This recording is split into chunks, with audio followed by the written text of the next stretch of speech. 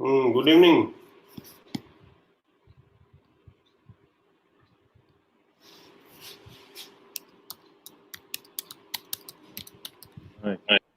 Good evening.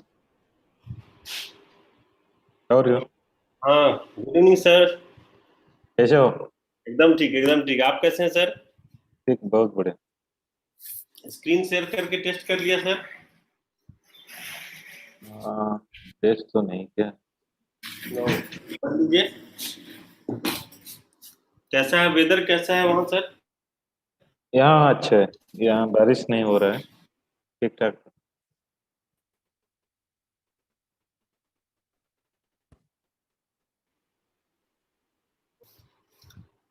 Net connectivity भी थोड़ा सा प्रॉब्लम है।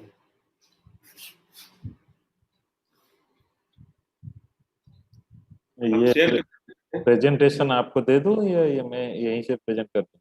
आप प्रेजेंट कर सकते हैं। और हाँ, ठीक ठीक। अभिषेक जी,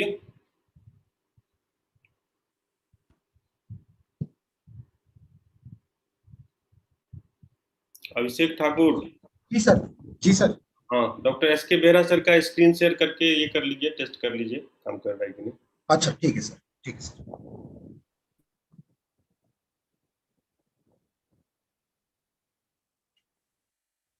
अ, अ, समीर सर।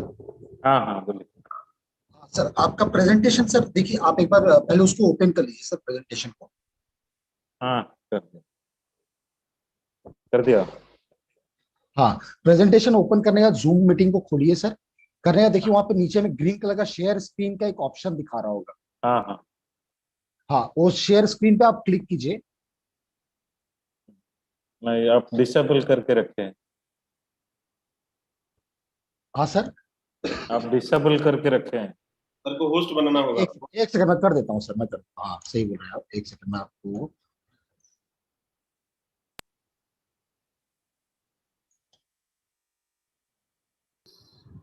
हम जस्ट 5 मिनट में आ रहे हैं, 5 मिनट्स। हाँ हाँ। सर अभी करके देखिए एक बार। नहीं, करके नहीं हुआ है, देखिए होस्ट। नहीं हुआ है। एक मिनट सर।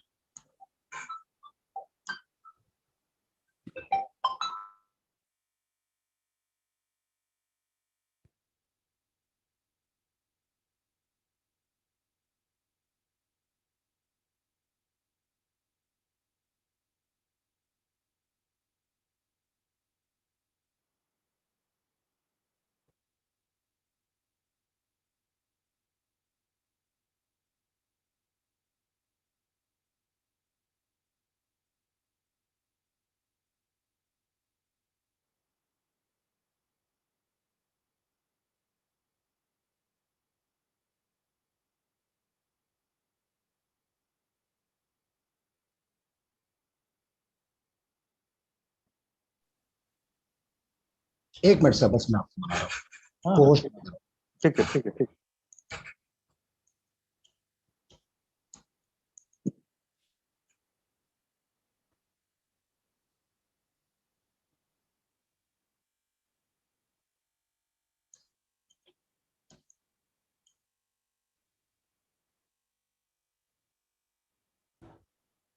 हाँ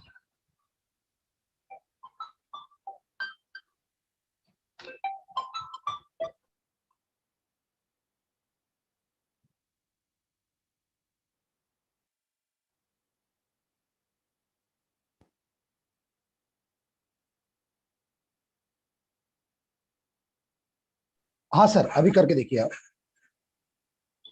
हाँ, हो गया।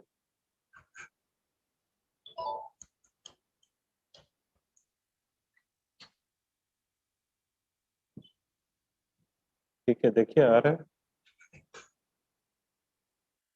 हाँ सर, ये आ रहा है। अब इसको फुल स्क्रीन, हाँ सर बस। इसका एक के बाद आप शेयर करते जाएंगे स्लाइड्स वगैरह। पहले पहले मैं इंट्रोडक्शन स्लाइड चलाऊंगा सर, जब मैं बोलूंगा कि समीर सर आप अपना प्रेजेंटेशन शेयर कीजिए, तब उस समय आप ये शेयर कर दीजिएगा। ठीक ठीक, ठीक है सर। हो गया ना? Okay sir.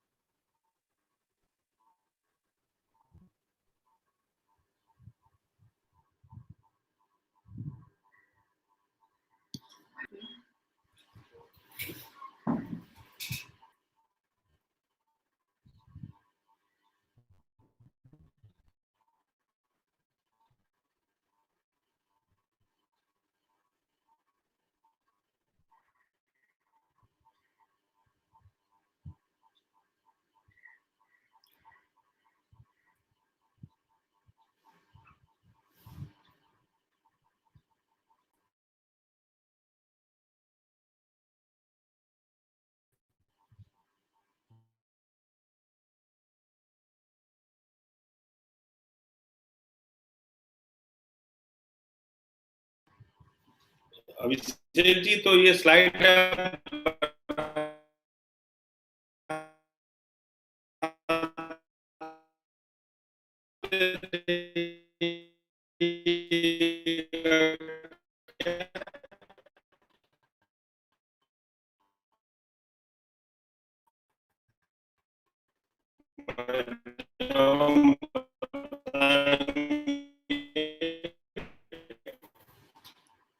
हमको तो ऐसी नहीं आ रही है। हाँ, गुड इवनिंग रिजवान जी, कैसे हैं?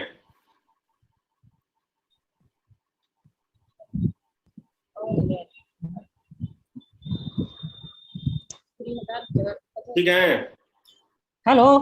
डॉक्टर। हाँ वो थोड़ा सा उसको अभी चेक कर रहे हैं जस्ट वही। करिए करिए करिए, चेक कर लीजिए, चेक कर लीजिए। Abhishek ji,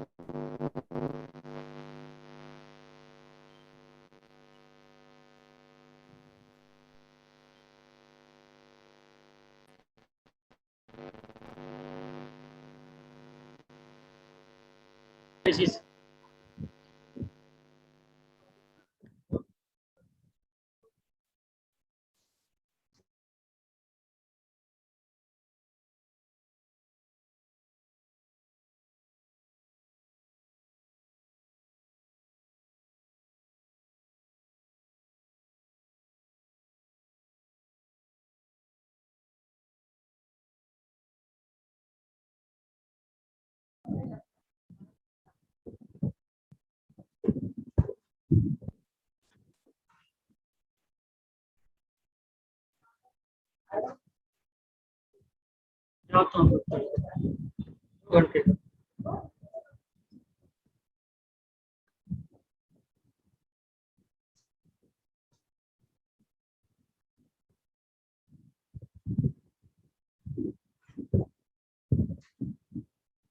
hello, good evening. बहुत आवाज आ रही है? हाँ बहुत अच्छे से आ रही है, बहुत अच्छे हाँ से। ठीक ठीक ठीक।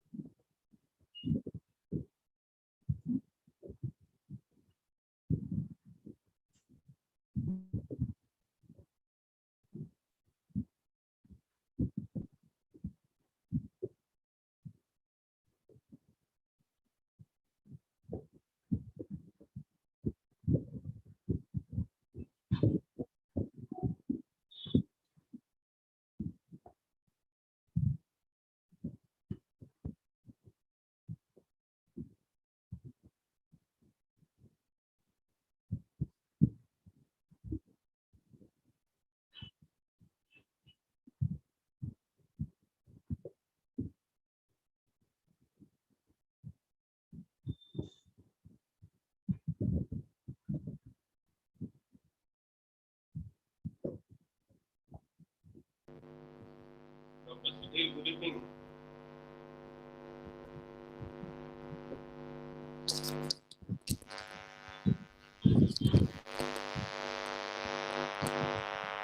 Dr. Sudhir.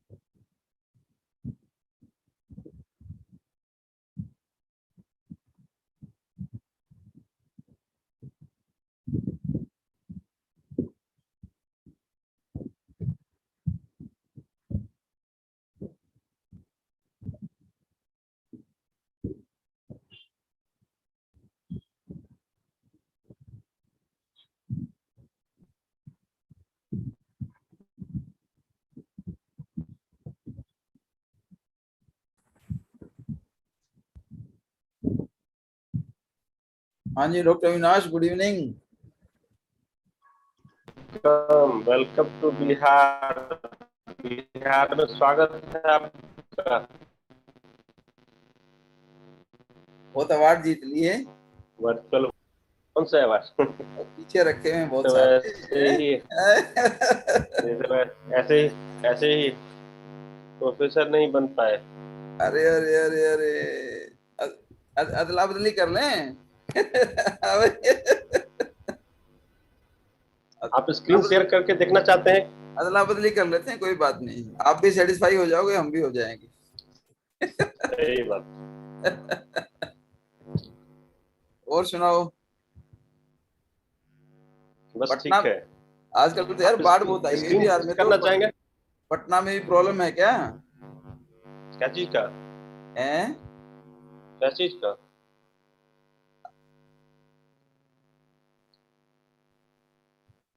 बाढ़ बाढ़? हाँ, बाढ़ आई हुई है आजकल तो बहुत भयंकर। नहीं नहीं, पटना पटना में नहीं। आप स्क्रीन टेस्ट करना चाहेंगे?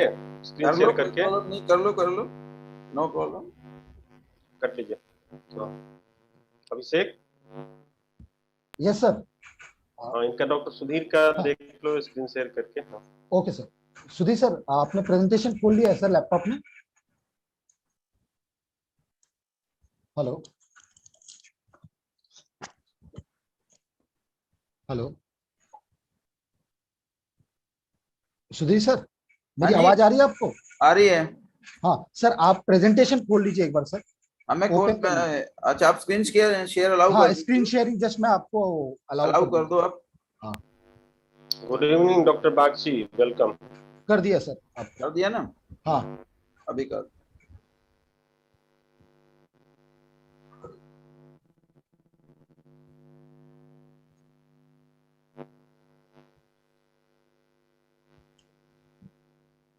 Good evening madam.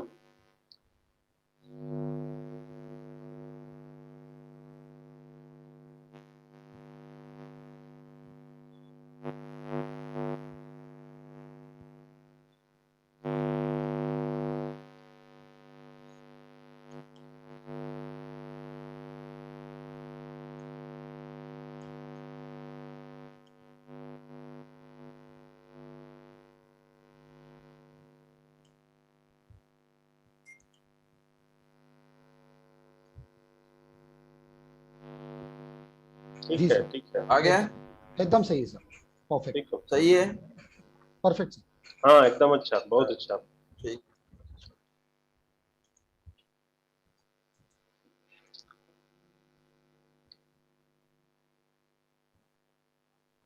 Doctor Anirudh. हाँ डॉक्टर अनिरुद्ध सर, आप भी टेस्ट कर लीजिए सर एक बार। Okay, welcome, welcome to Bihar. Welcome, thank you. Host has disabled participant screen sharing. No, sir. Do one thing, sir. You can see below the share screen, a green kind of symbol is coming at the below Yeah. of the screen. Yeah, Just click on that, sir, and it will show you the option share screen. yeah. So first keep the multi- presentation open, sir. First keep the presentation open. It's open. Yeah. Now once it says share screen, you can see multiple tabs are showing. It will show your presentation also. So click on that and then say OK. So it will share your screen. This will stop other screen sharing. Do you want to continue? Yes, yes.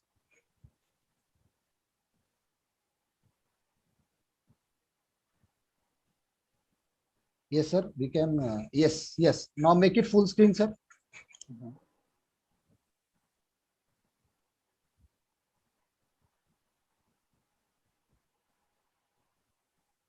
So just move the slides. Yeah, yeah. It's fine, sir. Sir, our voice is audible. Yes, your voice is clear. Is my voice clear? Yes, sir. Yes, sir. Your voice is clear, sir. All right. Okay. Thank you, sir. That's it, sir. That's it. Stop share. Yes, sir.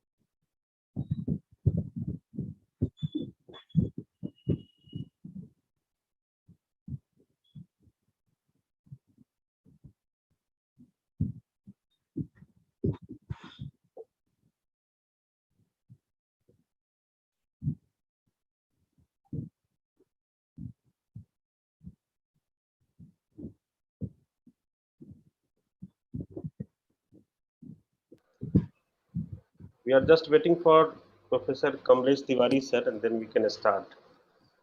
So, sir is joining. Abhishek ji sir, जी sir. अच्छा, हम share कर लें खुद से क्या उसको? Sir आपका तो ज्यादा स्क्रीन अच्छा सर. रहेगा. यही जो प्रेजेंटेशन है ना, हाँ सर. इनिशियल, उसको हाँ, सर. हम शेयर कर लेते हैं. That will be easy. Okay sir, no problem sir, no problem. मैं हटा देता हूँ यहाँ से.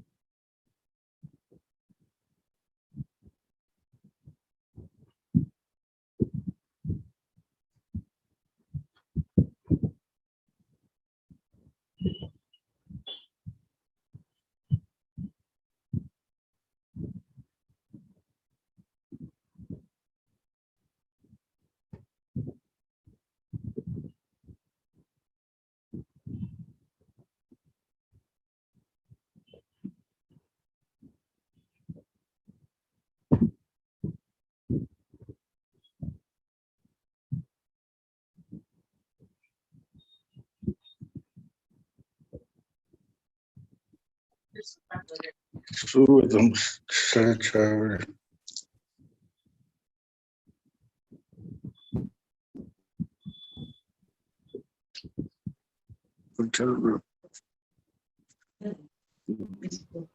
Good evening, sir. Hello, good evening. Yes, sir. So, I was in confusion. yes, sir. Yes, sir. So, should I start, sir? Yes, sir. Yes, sir. Yes. So, Abhishek, ji sir. Yes should I sir. start, na? Yes sir, we can start sir. It's already 6:37 now. So, good evening, everyone, and respected welcome you all for an interesting webinar on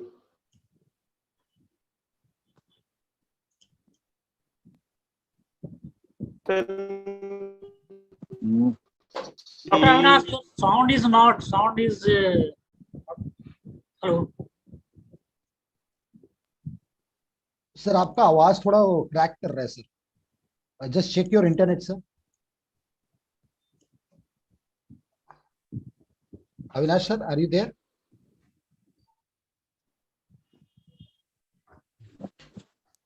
Avinash sir, या sir आपका voice थोड़ा crack कर रहा है. I think internet का थोड़ा lag कर रहा है internet.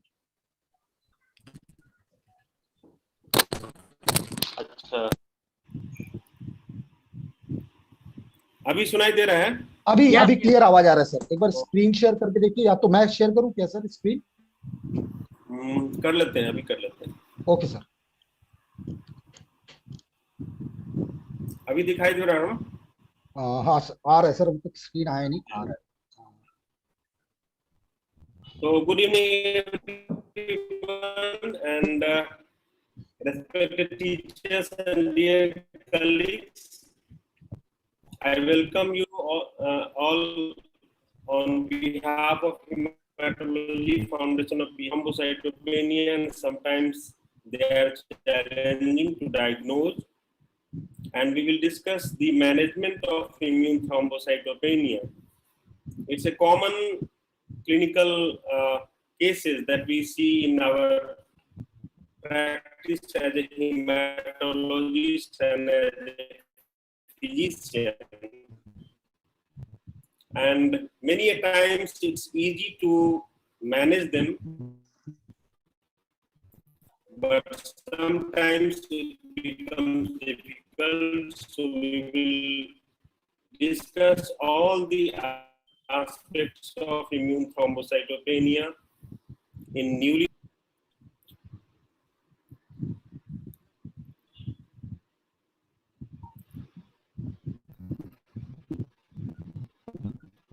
So our program director, sir, who is ex-professor and HOD medicines at SKMCH Muzaffarpur, and he is president API. Presently, he is HOD Department of Pathology at prestigious AIIMS Patna. And our other program director is Dr. Rizwan Ahmad, who is associate professor, Department of Pediatrics at Indira Gandhi Institute of Medical Sciences.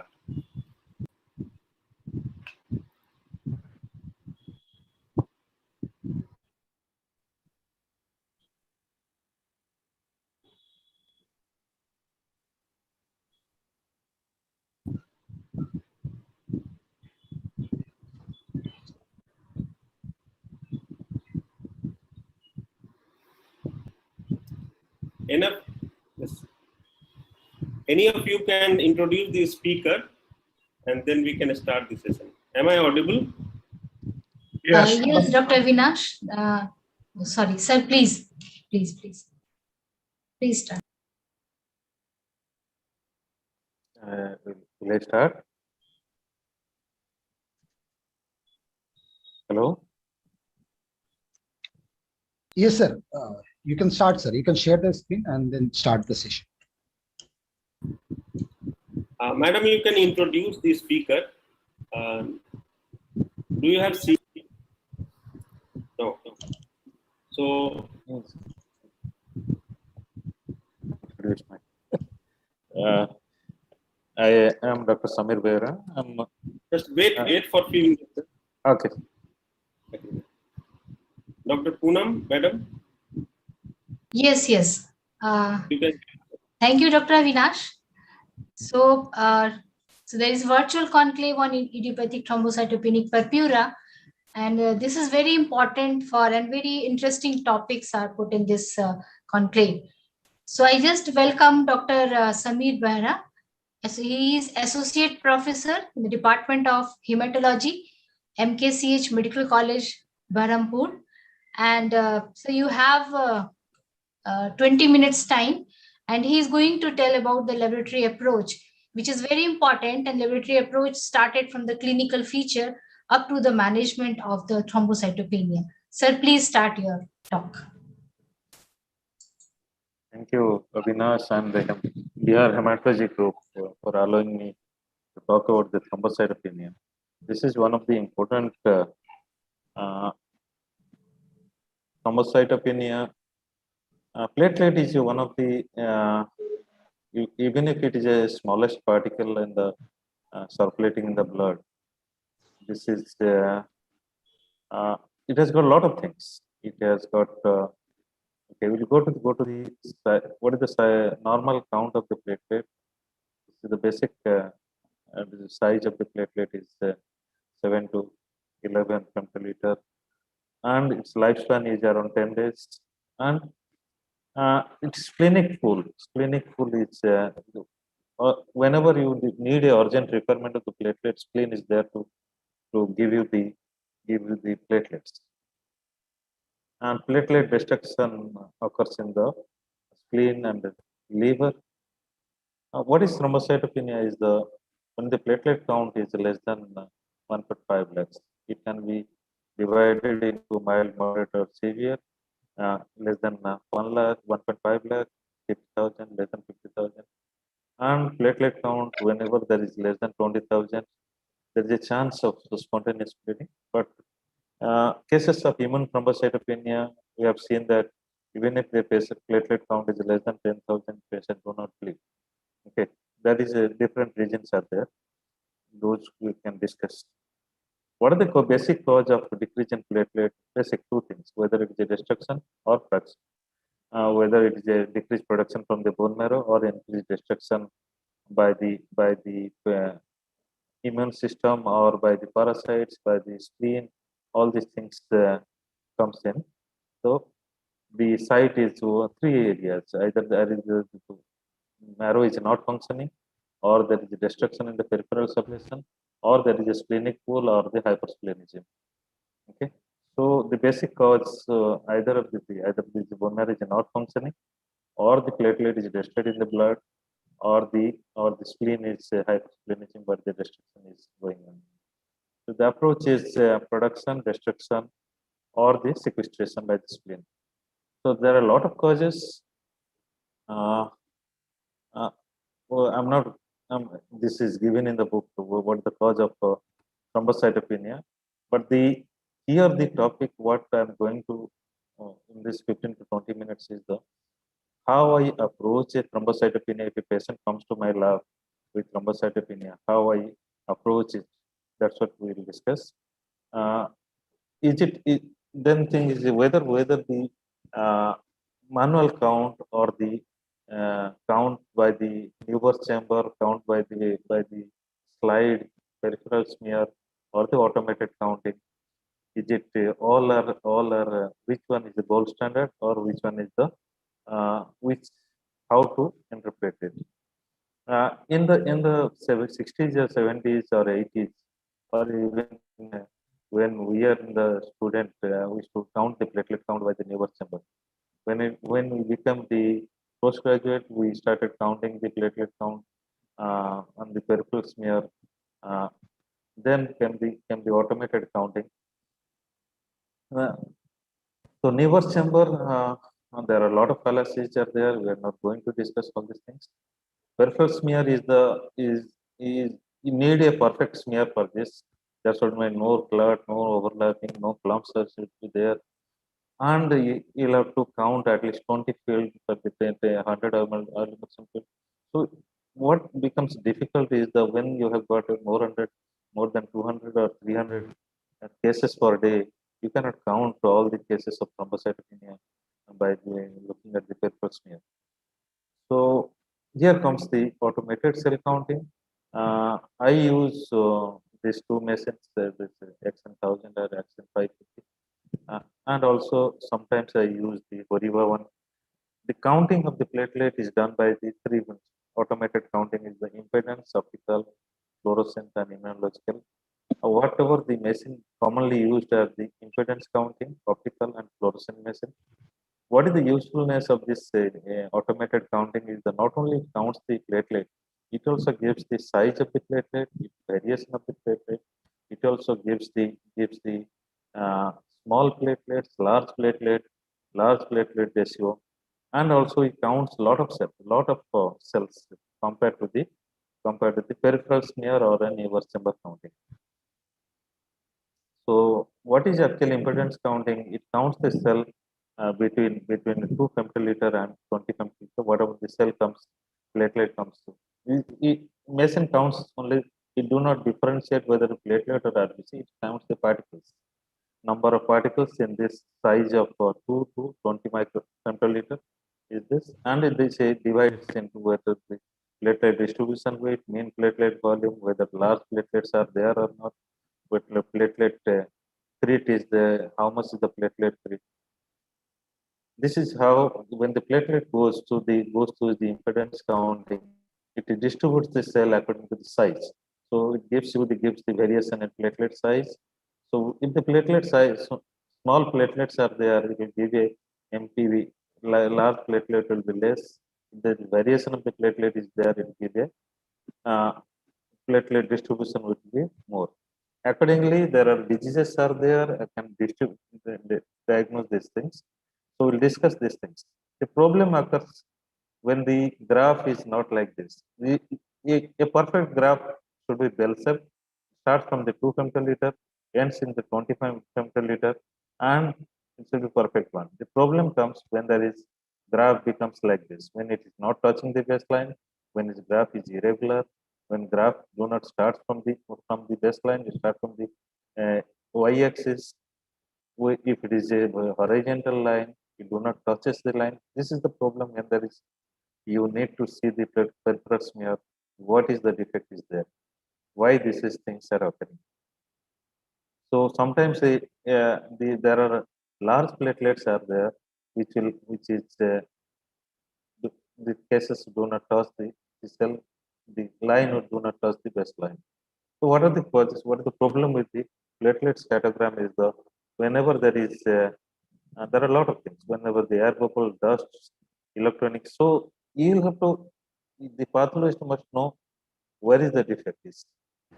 And most common defect whenever there is a platelet count associated with the microcytes, fragmented, or the cystocytes or giant platelets. These are the things whenever these things are there, this will cause a problem because the microcytes and the large platelets, or then sometimes microcyte is the size of a platelet. So that time the count varies. Okay, so at that time we require the another platelet which is called the optical cell counting, stride versus fluorescence. We use a dye which is called as a polymethylene dye, which the microcytes and fragmented cell do not contain sarin. So whenever the giant platelet and young platelet contains a lot of RNA. So reticulated platelet or immature platelet fraction. So this differentiates into the large platelets from the microcytes. This is the easier way to differentiate between whenever there is a overlap between the macroplatelet and the fragmented RBC or the microcytes. In cases of microcytic hyperchromic anemia, cases of DIC, the platelet count varies. See, again, the new parameter came as which will give you the immature platelet fraction. The newer machines which gives you immature platelet fraction. What is the importance of this immature platelet fraction? Is the okay, we'll discuss that immature platelet fraction later. So, we'll go to the case number one. Case number one is this patient came yesterday. This is the 30-year-old. Yesterday night it came as 30-year-old male comes to there is no clinical history was there. The platelet count was 17,000. When I did with manual platelet counting, it was 25,000. Then I asked it to repeat the platelet count. It came out to be 1.8 lakhs in the counter and 2 lakhs in the when it did the manual counting. So where is the defect? Whether a machine or when I count these things are abnormal. So when I look at the platelet, look at the peripheral smear and this, there are what is called as there are clumps are there and there are this thing. So these are the things a pathologist must look at while looking at the CBC image. This is the most common cause of thrombocytopenia because our nurses or the laboratory technicians are not trained enough to collect the blood properly. So most of the time the microclots gives you a thrombocytopenia, and we started complaining that you are not giving us the good blood. Right amount of blood, or the clinician also complain that you are not giving us the good report. The problem is with the technician or the sister, and the doctor starts complaining among each other. So here is the clot is the problem, and is the one of the commonest cause for the thrombocytopenia in the day-to-day activity. So second one is when you look at this, this is some day for yesterday's case. The platelet count was 1.4 lakhs. When we look at this, this is not touching the baseline. So something is defective there. When we repeated the platelet count, it came out to 2.8 lakhs. So what is the defect? Same thing. Clot was there. So how the reports should go? The reports should go like this: is the report, there are microplatelet regions. If you need a accurate platelet count, send the proper container.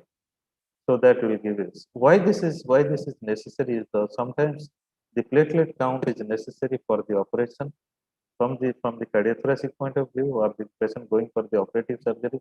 They want a accurate platelet count. Even if patient is not bleeding, they need a accurate platelet count for the treatment purpose. So look at this. How to find out this is because this is not touching the baseline. That something is defective there, and there are you can make out by this scattergram plot here also. So moral of the story: pathologist must know how to analyze the CBC report. He must know where to look for the microclots, and talk to the technician, train the technician or lab clinician, or they talk to the duty sister who is collecting the blood. So this is the most common cause of thrombocytopenia in day-to-day activity. Specifically in my place also. I have seen other places also same thing. Clots. Artificial thrombocytopenia due to the microclot, EDTA, thrombocytopenia, large platelets, and you can make out by looking at the end of the peripheral smear. So while looking at the end of the peripheral, you can make out the clots are there. So before ending up presenting at the platelet transfusion, try to analyze the report properly and look at the peripheral smear before dispatching any report, as this is a case of thrombocytopenia. So going to the to avoid this, so when there is no clumps are there, thrombocytopenia without any clumps. I'm showing you the four cases of thrombocytopenia. Here is the thrombocytopenia. Platelet is 30,000. Severe thrombocytopenia. This is the case of platelet count is 4,000. These all the cases are some 2-3 days back. This is a case of 5,000 platelet count, and this is a 40,000 platelet count. Those four cases we'll discuss. The case number 3. When you look at the peripheral smear, this is having a hemoglobin is 8 gram. This has got a microcytic anemia. It has got a reticulocytopenia. If you look at the absolute reticulocyte count, it will be low, and it has got a reticulocyte hemoglobin is low, which indicates the patient has got iron deficiency anemia. This has got a severe platelet count decrease, and when you look at the immature platelet fraction, it is high. Immature platelet fraction we'll discuss this after this. What is immature platelet fraction? So this case, when you look at this case, this is a microcytic hypochromic anemia, reticulocytopenia, decreased retic hemoglobin, thrombocytopenia, immature platelet fraction. When you look at the marrow, there is immature megakaryocyte, hypogranular one.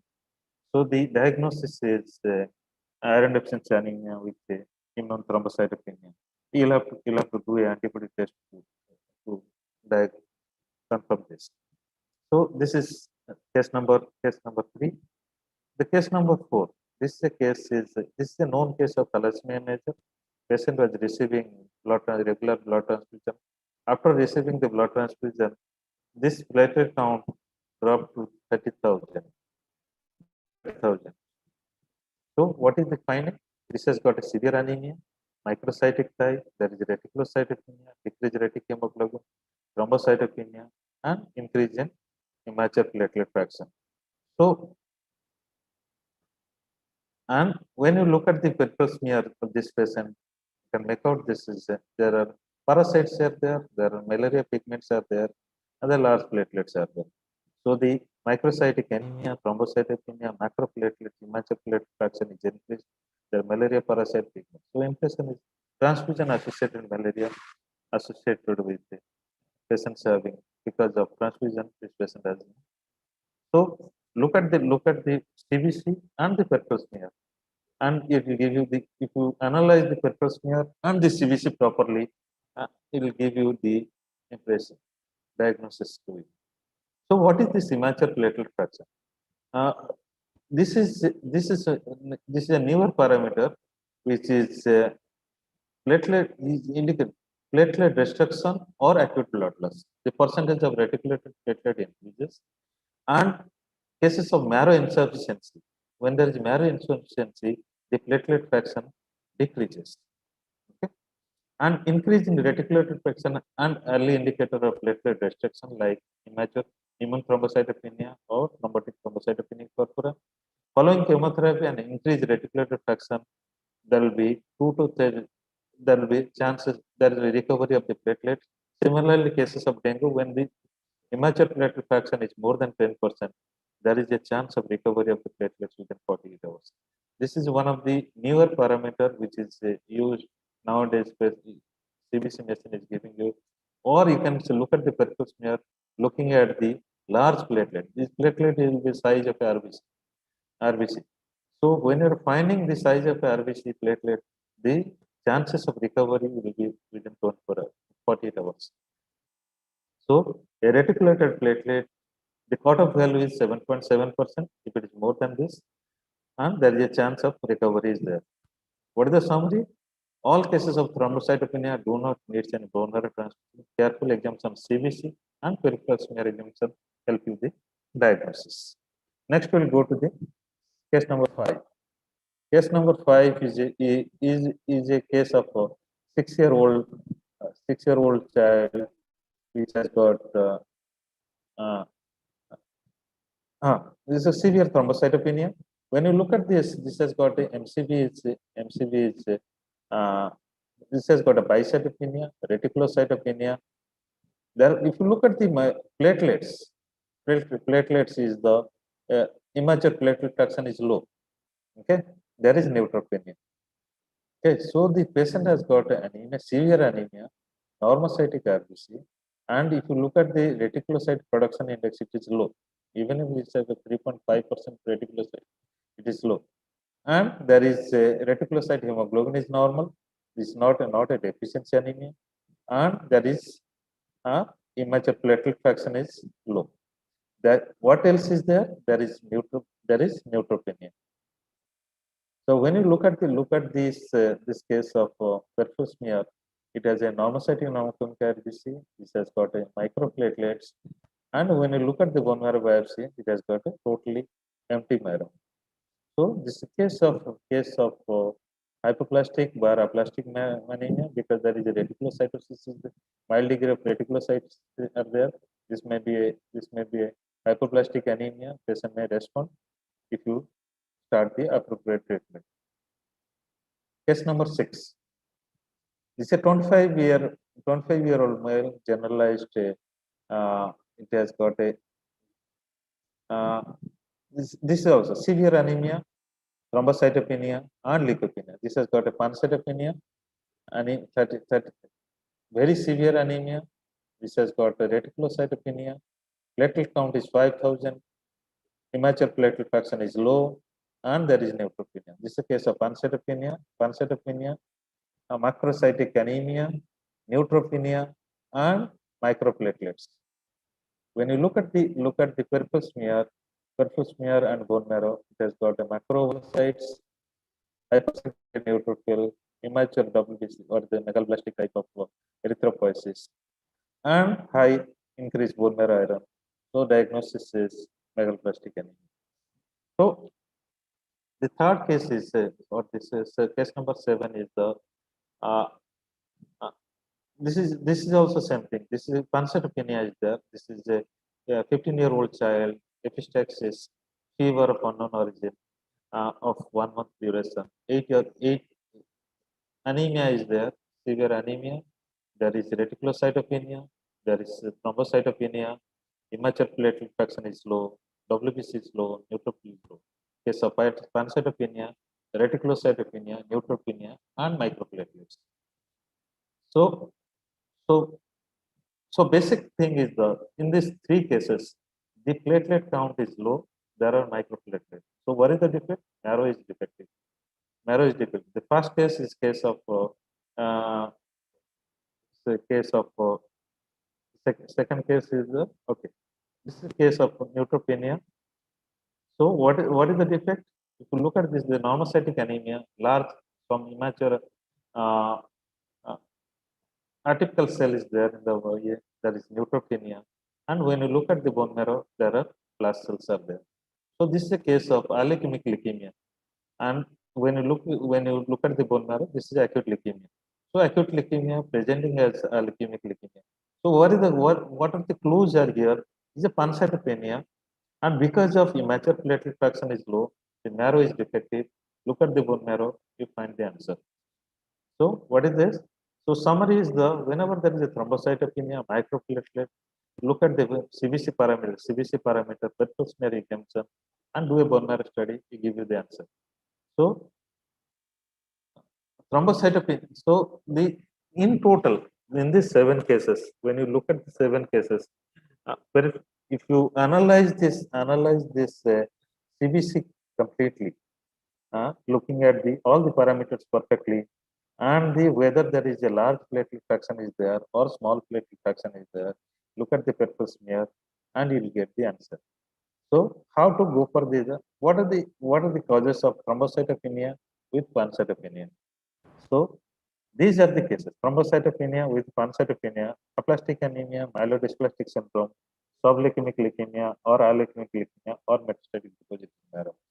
So how to go for it? So bone marrow biopsy, aplastic anemia, no organomegaly, normocytic pneumonia, reticulocytopenia, neutropenia, thrombocytopenia, and microplatelets, and there will be hypocellular marrow. Simple.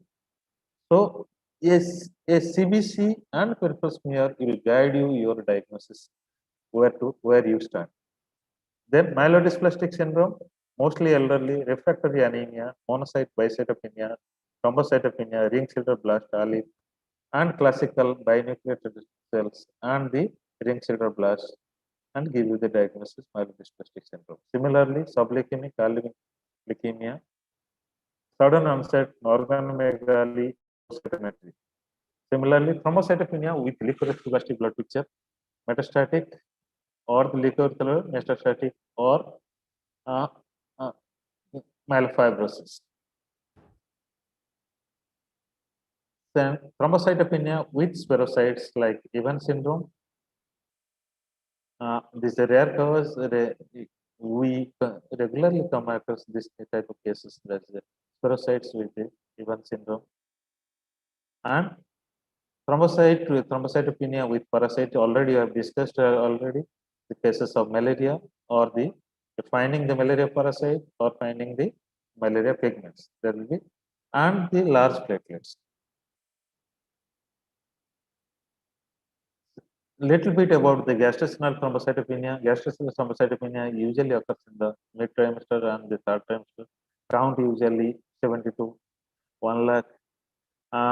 The laboratory parameter. The important thing is that you'll have to differentiate between ITP and gastrointestinal thrombocytopenia.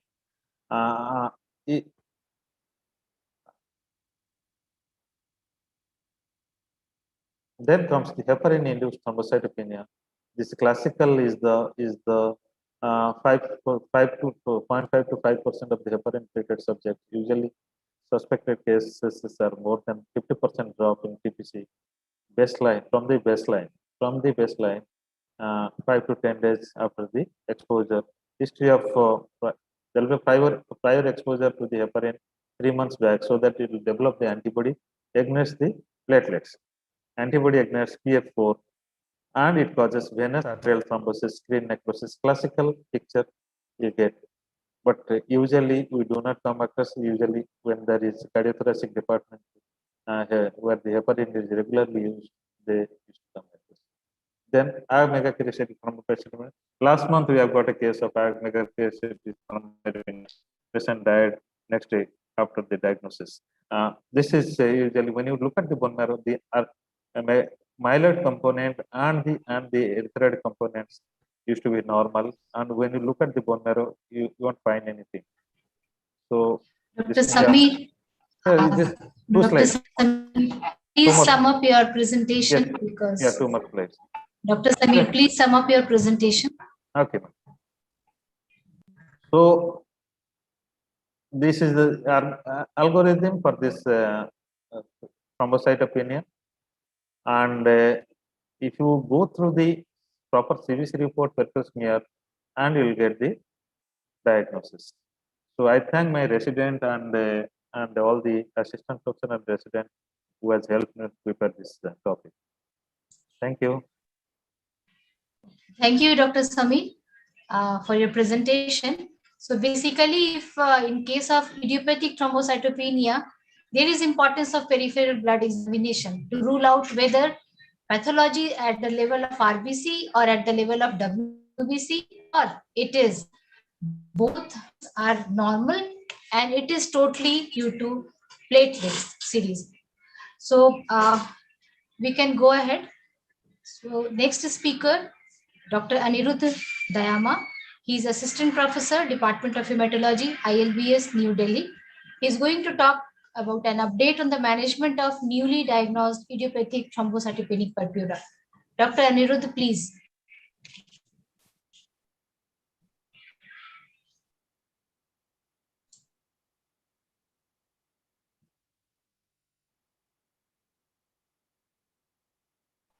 Hello, good evening, everybody. Am I audible? Yes, you are audible. Yes. Okay.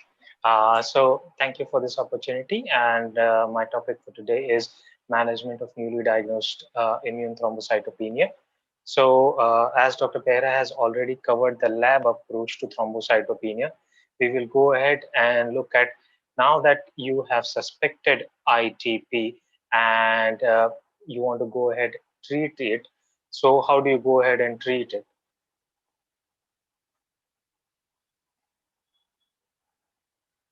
So first is confirmation of diagnosis, which we have already done. Confirmation of diagnosis does require a good physical examination, good history, to ensure that you're not missing out, and good lab evaluation to ensure that you are not missed out any sinister findings, and you don't end up treating the patient for something else. Now, after you've made a diagnosis, you need to understand that is there need for the patient to undergo any therapy or not? What is the urgency of the therapy, whether you need a response very quickly or whether it would be okay if the response occurs in a week, and what has the patient presented with, and what are the financial implications of the therapy and how much can the patient afford.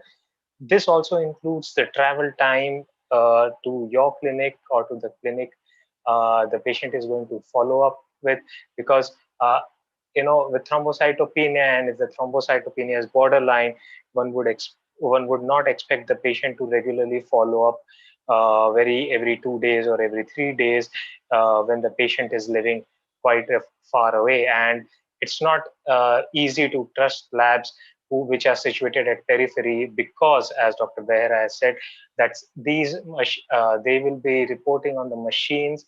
They might the pre-analytical variables are involved, create troubles for the lab, and they might not do a good peripheral smear examination to give the right platelet number.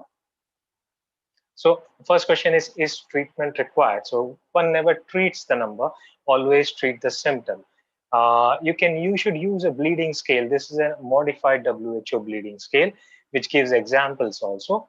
But WHO bleeding scale is 1 to 4. There's a smaller scale available, which just tells no bleeding, mild bleeding, moderate, severe, and extensive bleeding. So grade 4 is any intracerebral bleeding is grade 4. Any bleeding requiring a lot of transfusion associated with hypotension is grade 3. Then any big purpura is grade 2, and only petechiae is grade 1. Now, ITP can also have other symptoms, not just petechiae, purpura, and other bleeding. ITP in the recent times, has also been shown to have fatigue and weakness. I remember when I was training that people used to come and say that I know that I have low platelet counts because I start feeling tired, and we would brush them off as no, this has not got to do with your platelet count, your hemoglobin is okay, there must be some other reason, and we check them for vitamin D and B12. But studies have shown that there is a correlation, and these are symptoms associated with low platelet count. And if there is if the patient has a job that requires a lot of physical work, and it makes the patient weak, or it's giving the patient a lot of trouble, the patient may require treatment even though the patient is not bleeding and has a not bad platelet count. But we also have to look at other deficiencies such as B12 and vitamin D, which are almost ubiquitous, and treat them first rather than labeling these complaints due to ITP. Always look at the distance patient has to travel when the counts are borderline, and that you're deciding to treat or to observe, because if you let a patient go on a borderline platelet count and the patient gets a bleed at home, he might not be in a good place to come to you, and the local physician there might not be good enough to treat. So this is a screen grab from the pocket guidelines of ASH 2019, where they determined whether one should observe or treat. So observation or treatment depends on disease duration, access to care, then the degree of thrombocytopenia, patient comorbidities, medications, age, quality of life implications, and other things. So if the patient has a good platelet count, say about 30, and there is only a small amount of bleeding, and the patient lives close by, you can observe. If the patient has a platelet count less than 30 and is asymptomatic, then you should treat. Now, risk of bleeding, this is in chronic ITP, but the major factor for risk of bleeding is presence of other conditions that I just said. Fatal hemorrhages, example, hypertension or cerebrovascular disease. Fatal hemorrhages increase with age, as you can see here, and the risk of thromboembolic events also increase. So as age increases, one should be more prone towards treating borderline platelet counts to ensure that there is no significant intercerebral bleed. Now, what are the first line treatment agents that we have? Now, the standard first line treatment agents that are recommended are steroids, IV immunoglobulin, and anti-D. Both American and British guidelines say that steroids are the upfront choice of therapy unless there is an extreme urgency to improve the platelet count, where you can use IVIG or anti-D, or there are any contraindications to the use of steroids where you will treat with IVIG or anti-D. Now, which steroid, prednisolone or high-dose dexamethasone? So there are a lot of randomized controlled trials involving small number of patients, but a meta-analysis has shown that high-dose dexamethasone did not improve durable platelet count responses compared with standard dose prednisolone. However, high-dose dexamethasone can be preferred for patients who require a rapid rise in platelet count. So the rise in platelet count with high-dose dexamethasone, like 40 milligram per day for 4 days, and that can be repeated after 2 weeks. 1 to 3 courses of such therapy can be done, will lead to a rapid rise in platelet count, but the response is not going to be durable as compared to standard dose prednisolone, where you're giving prednisolone for 4 weeks and then taper it off for at least next 2 weeks. So this is from one of the randomized controlled trials published by Y et al. In Blood from China. As you see, the initial response is faster in dexamethasone, but overall, when you come when the time passes by, both of the lines run together. Now, as I said, prednisolone is started at 1 to 2 milligram per kilogram per day for 4 weeks, and then tapered over 2 to 4 weeks.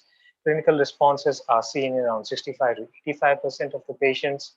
Usually, response starts at around 4 to 14 days, but peaks at 7 days. But only a small number, that is 30%, will sustain a response after discontinuation. Toxicity, both similar to both, that is glucose intolerance, psychosis, osteoporosis, Cushingoid facies, and weight gain. Now, okay, steroids are there, but what about addition of another drug? As we look in hematology, more and more drugs are coming in combinations. So previously, there is data with combination of rituximab along with steroids. I'll show that later. But what about not IV, oral drugs? So, addition of another immunosuppressive agent. So there was a randomized controlled trial done across many centers and reported in the ASH 2020 conference as a late-breaking abstract, where they showed that addition of mycophenolate to prednisolone, there were significantly fewer treatment failures for patients receiving that combination as compared to corticosteroids. But the patients also had significant number of adverse events in the terms of fatigue and reduced physical functioning, but other adverse effects were similar. The population contained more older patients, so that's why they labeled it as the patients had more fatigue and reduced physical functioning. And the author suggested that it could be used, a combination could be used in younger patients. However, this is just one trial, and we need to get more data to start thinking about using this as upfront therapy. It's not been recommended by any of the guidelines as such, because it's just preliminary data, but it is a randomized controlled trial, so that is a good thing. So as I was saying, what about rituximab? Now, rituximab is used in treatment of chronic ITP or persistent ITP But what about upfront? So there have been multiple randomized controlled trials across the world, but of small number of patients. In India itself, there was a randomized controlled trial of around 52 patients done at Kolkata, which showed that low-dose rituximab and prednisolone led more to sustained remission than prednisolone. This was the only trial which was done with prednisolone.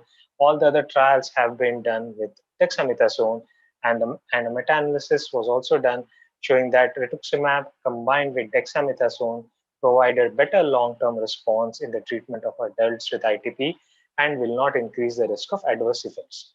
So ASH came up with the statement that for first line upfront treatment of ITP, use steroids.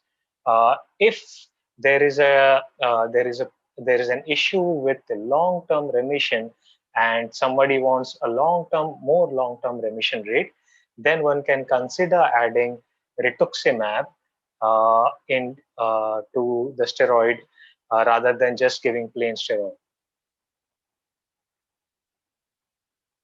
Now, the other drug that is used, as we all know, is IVIG. ASH recommends that the use of IVIG should only be done if corticosteroids are contraindicated or there is an urgent need of rise of platelets. IV immunoglobulin acts by modulation of FC receptors. ASH says that the new guideline says that the initial dose should be 1 gram per kilogram as a one-time dose, and you wait for the response. If the response is not there, then you can repeat this dose rather than the standard dose that was previously used, that is 1 gram per kilogram for 2 days, that's total of 2 gram per kilogram upfront. Now, IVIG has around response rate of around 85%, but the responses are always transient, at least in adults, because majority of the ITP in adults will be persistent or chronic rather than just short lasting as compared to children. The side effects of IVIG are they can have bad headache. It will always lead to a positive direct wounds test. There can be episodes of thrombosis, or people who have IgA deficiency can have severe anaphylaxis. Anti-D, which the intravenous form, not the intramuscular form, it acts by causing RBC hemolysis and thus then blocks the Fc gamma receptor in the spleen. The dose of anti-D is 50 to 75 micrograms per kilogram over 2 to 5 minutes. It can only be used in Rh positive patients who have no history of splenectomy, and all patients will have a drop of around 0.8 to 1 gram of HB after the dose. So if a patient is already come you with a low hemoglobin, either you have to reduce the dose of anti-D, or you might have to give a top-up transfusion prior to giving anti-D. 70 to 85% response rates depending on the dose used. This was shown by a study done at Cuttack in Dr. Gina's group, where they showed that 50 microgram per kilogram led to a response rate of 70%, and 75 microgram per kilogram led to a response rate of 85%. More than 50% will continue to have a response after 21 days. There are rare but the side effects, but they can be severe, such as intravascular hemolysis, and which can lead to DIC. Anti-D is preferred over IVIG when it's available, actually, because it is cheaper and almost has similar efficacy to IVIG. And it's just a single dose over a short period of time, does not require prolonged infusion as compared to IVIG. So these are the upfront therapies that are used for a newly diagnosed ITP. That's all from mine. Thank you.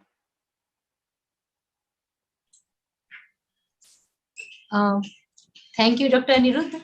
So you have finished your talk on time, and the relevant talk of yours. It is very important. You only said that clinical detail is very important for the diagnosis of idiopathic thrombocytopenic purpura. So another speaker, very important topic, and again an update on the management of PITP and CITP. Now it is presented by Dr. Sudhir Kumar Attri. He is Professor of Medicine, Pandit BDS, PGIMS Rohtak, and he is looking after Medicine and Hematology Department both. Welcome, sir. Dr. Sudhir, please. Good evening, everyone. Am I audible? Yes. Yes. So the topic allotted is changing paradigms in management of chronic ITP and pediatric ITP. The previous two speakers has made my job somewhat easier as far as the introductory slide is concerned. I will be covering the topic in the pathophysiology and diagnosis of the ITP, but this slide is almost, you can say, covered in by the previous two speakers, but just a passing reference will be given in the slides. Update on management of the ITP as 2019 guidelines. What are the sayings, and a paradigm shift? What shift has occurred in the management of ITP, particularly the chronic ITP, and contribution of oral TPO agonist. So ITP, as the name suggests, initially it was called as the idiopathic thrombocytopenic purpura, but now the name has changed. That is immune thrombocytopenic purpura, because the autoantibodies are responsible for the platelet destruction in patients of thrombocytopenia. So it is an immune-mediated acquired disease in adults as well as in children, and this is characterized by the low platelet count, which may be transient or persistent. And because of the low platelet count, the patients are at increased risk of bleeding because of the impaired clotting mechanism, as platelet plays an important role in the clotting. The pathogenesis of the ITP involves accelerated destruction and the decreased production. So both the processes are responsible for the ITP, but the major one is the accelerated destruction of the antibody-coated platelets by the macrophages present in the spleen and to some extent in the liver. So regarding the definition and disease states, we should know what is the primary ITP, what is secondary ITP, and what are the other terms used in reference to ITP. Primary ITP means when the ITP, when there is isolated thrombocytopenia in the absence of other causes or diseases responsible for thrombocytopenia, that is the primary ITP. And ITP, actually, when we are using the terms ITP, we means it is a primary ITP. Secondary ITP, all forms of immune-mediated thrombocytopenia except primary ITP, or where a secondary cause is evident, like the SLE, which is autoimmune phenomena, HCV infection, drug-induced thrombocytopenia, and HIV infections, TTP, HUS. So these are all secondary ITP. Sorry to interrupt, sir. Yes. Sudhir sir, your slides are not visible. Can you share Slides it? are not visible. No, slides are not shared, sir. Can you share it on the screen? Below you can see an option called share screen, sir. Okay, just. Yes, sir.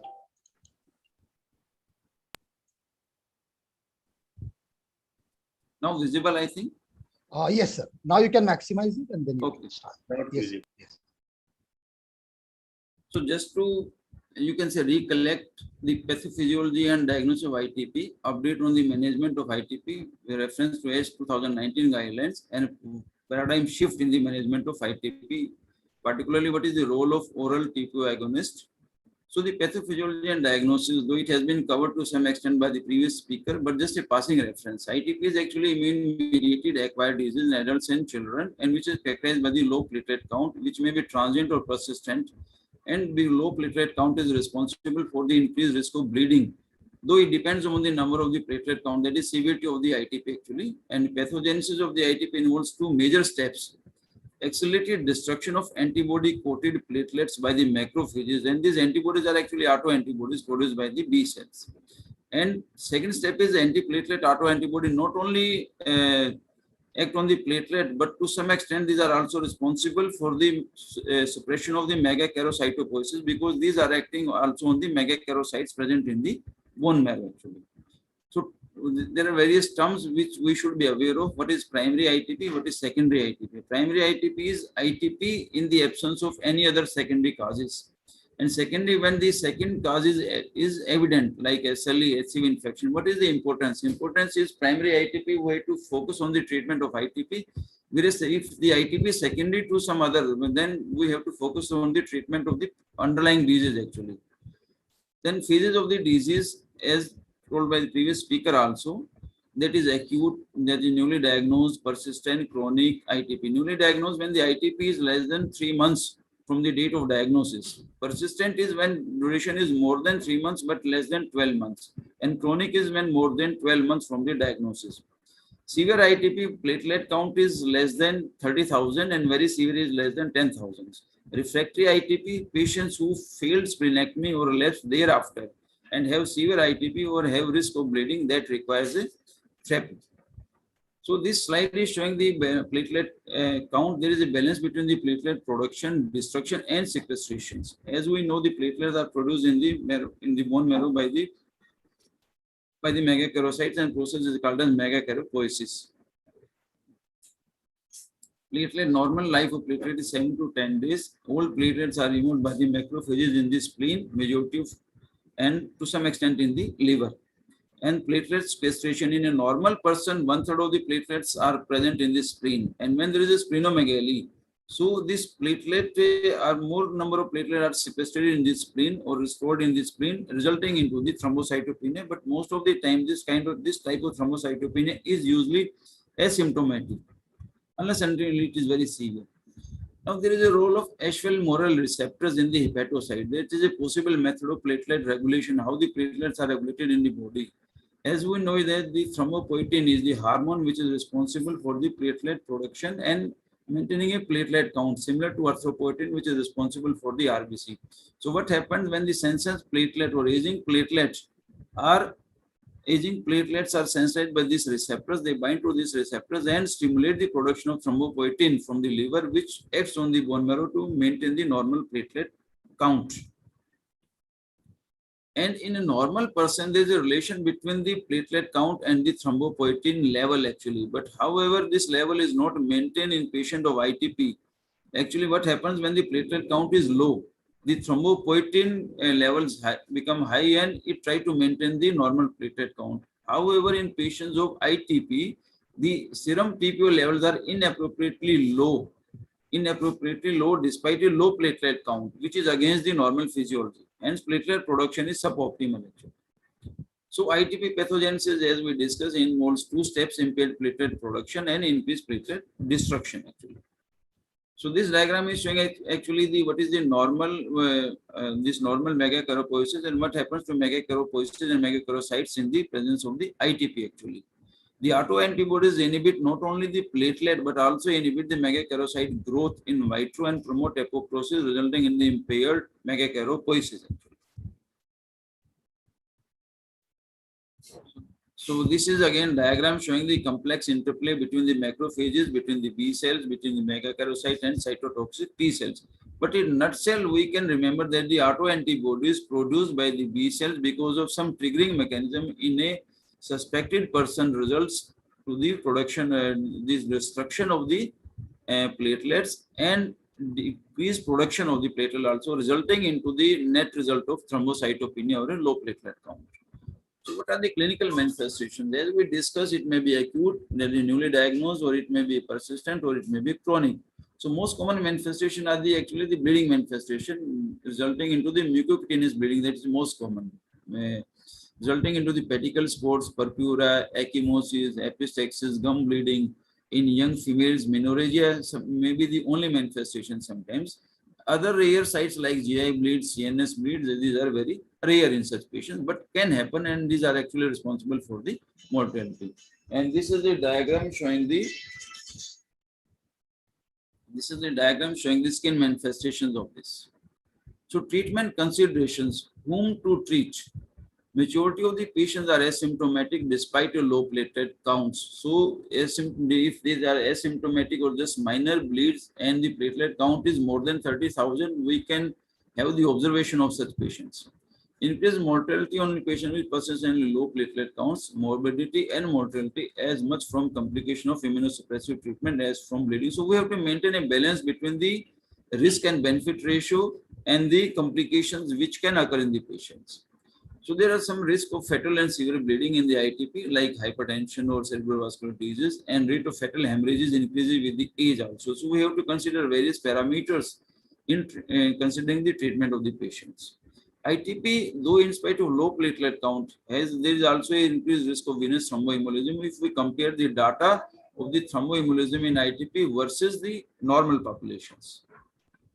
So, assessment of bleeding in ITP, there are various tools are actually there which can help us in assessing the bleeding severity and the bleeding assessment in such patients. And these are the three important tools: WHO bleeding score, ITP bleeding score, and ITP bleeding assessment tool. But out of this, WHO bleeding score is easy to perform in such patients. So ITP diagnosis, it is a diagnosis of exclusion actually, as told by the previous speaker also, Dr. Sameer Behera, where he has discussed the various cases where thrombocytopenia was a part of ITP, where it was a part of leukemia, where it was a part of MDS, where it was a part of aplastic anemia, where it was a part of DIC, it may be part of TTP. So we have to exclude the various mimickers for the thrombocytopenia or various conditions which can result into the thrombocytopenia. So we have to take care of that part, and only after excluding the other causes of thrombocytopenia, the patient should be labeled as a ITP after ruling out the other causes, because otherwise treatment is going to be totally different in patients of ITP versus the other causes of thrombocytopenia. Second is update on management of ITP. What is the ASH 2019 guidelines? The previous speaker also has some mention regarding the steroids. So what are the key questions answered by the ASH 2019 guideline? Corticosteroid treatment versus observation, type of corticosteroids, choice of second line therapy, and what is the role and choice of TPO agonist? Key considerations for recommendation include durable response and remission. Of course, we want in every patient, but that is not possible. Risk of bleeding, mortality, health-related quality of life, adverse events, and patient preferences also should be given. So this is just a hypothetical case actually. By this we can understand actually. So like a 33-year-old patient with bruising and fatigue, no current bleeding, but platelet count is 7,000 and blood film is unremarkable. That is ITP is present. That is cases ITP only. So whether watch and monitor or whether corticosteroids. Should adults with newly diagnosed ITP and platelet count are asymptomatic or have minor bleeding be treated with corticosteroids observations? So here actually this is the recommendations. If the platelet count would have been more than 30,000 with minor bleed, patients can be put on observation. But in this patient, since the platelet count is 7,000, that is below 30,000, so patient needs treatment. And the treatment is with steroids. That is the first line of treatment preferred is the steroids. Now regarding the steroid, whether it should be prednisolone, long duration, short duration, or dexamethasone. Prednisolone, if used, it should be of short duration, that is, should be less than 6 weeks. It has to be tapered within 6 weeks. So 3 weeks complete full dose, and after 3 weeks, the steroid has to be tapered whether patient relapses or patient maintains. Even if patient relapses, the steroid should not continue further. Then we have to shift to second line treatment. Now regarding we have to take care of side effects part also, like hypertension, hyperglycemia, gastric irritation, ulcer, glaucoma, myopathy, osteoporosis, weight gain. So we have to be very particular about the side effect of the steroids. So this ASH 2019 guidelines say it is against a prolonged course, that is more than 6 weeks of steroid is not recommended. It should be less than 6 weeks, 3 weeks full dose, and in next 3 weeks it has to be tapered actually. Now the prednisolone versus dexamethasone. Previous speaker has also discussed, and the paper was published by the Chinese authors who have shown advantage of dexamethasone over the prednisolone. But what are these? These are the parameters actually. Response in 7 days, it favors dexamethasone. Response at 1 month, there is no difference between dexamethasone and the prednisolone. Durable response rate also no difference. But remission, yes, remission rate is very high as compared to prednisolone versus the dexamethasone. And though there is no risk in the bleeding, and but health-related quality of life data is not available. Additional considerations as we discussed. So it recommends in adults with newly diagnosed ITP, ASH guideline panel suggests either prednisolone or dexamethasone. However, if we require a rapid response when the platelet count is very, very low, very severe thrombocytopenia is there, dexamethasone should be preferred over the prednisolone.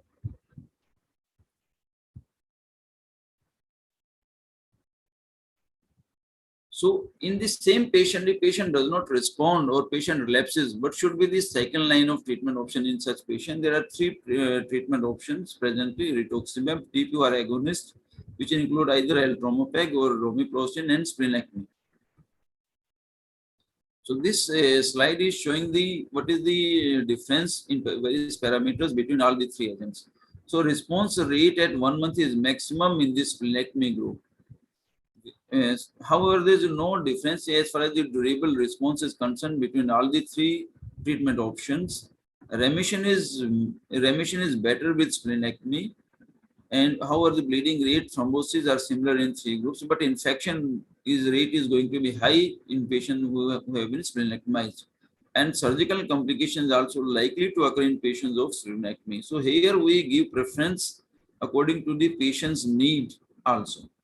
So additional considerations like TPO agonist, higher cost and longer duration of medications, immunosuppression with rituximab, low response rate, and splenectomy, that is irreversible and lifelong risk of complication of infections and thrombosis. So this slide is showing the chronic ITP, it is comparing all the three treatment options. And here we give importance to the patient wishes also. Like if patient wishes to achieve a durable response, which is of course the goal of every physician also. So there is option between the TPO agonist and the splenectomy. However, if patient wants to avoid the surgery, patient should be given TPO agonist, but patient is convinced with the surgery, then splenectomy should be preferred.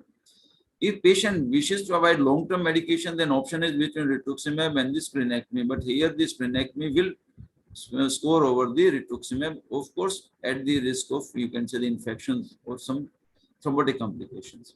If patient wishes to avoid surgery at all, then there is a TPO agonist and rituximab. Here, if patients want to continue the treatment for a long time, if patient can afford, then TPO agonist is preferred. However, if the short-term treatment is required and patient is financial constraint, then the rituximab is a preferred option. So here the patient view is also important, or patient consideration is also important. Of course, it is always important, but with second line treatment option, when various options are there, we have to discuss in detail about the pros and cons of each modality of treatment to the patients. So no difference was detected in the outcomes of durable response, bleeding rates, rate of corticosteroid discontinuations, or no including data on health quality of remission mortality. This is the choice of TPO, whether it is eltromopag or romiplostin. There are various studies. Actually, these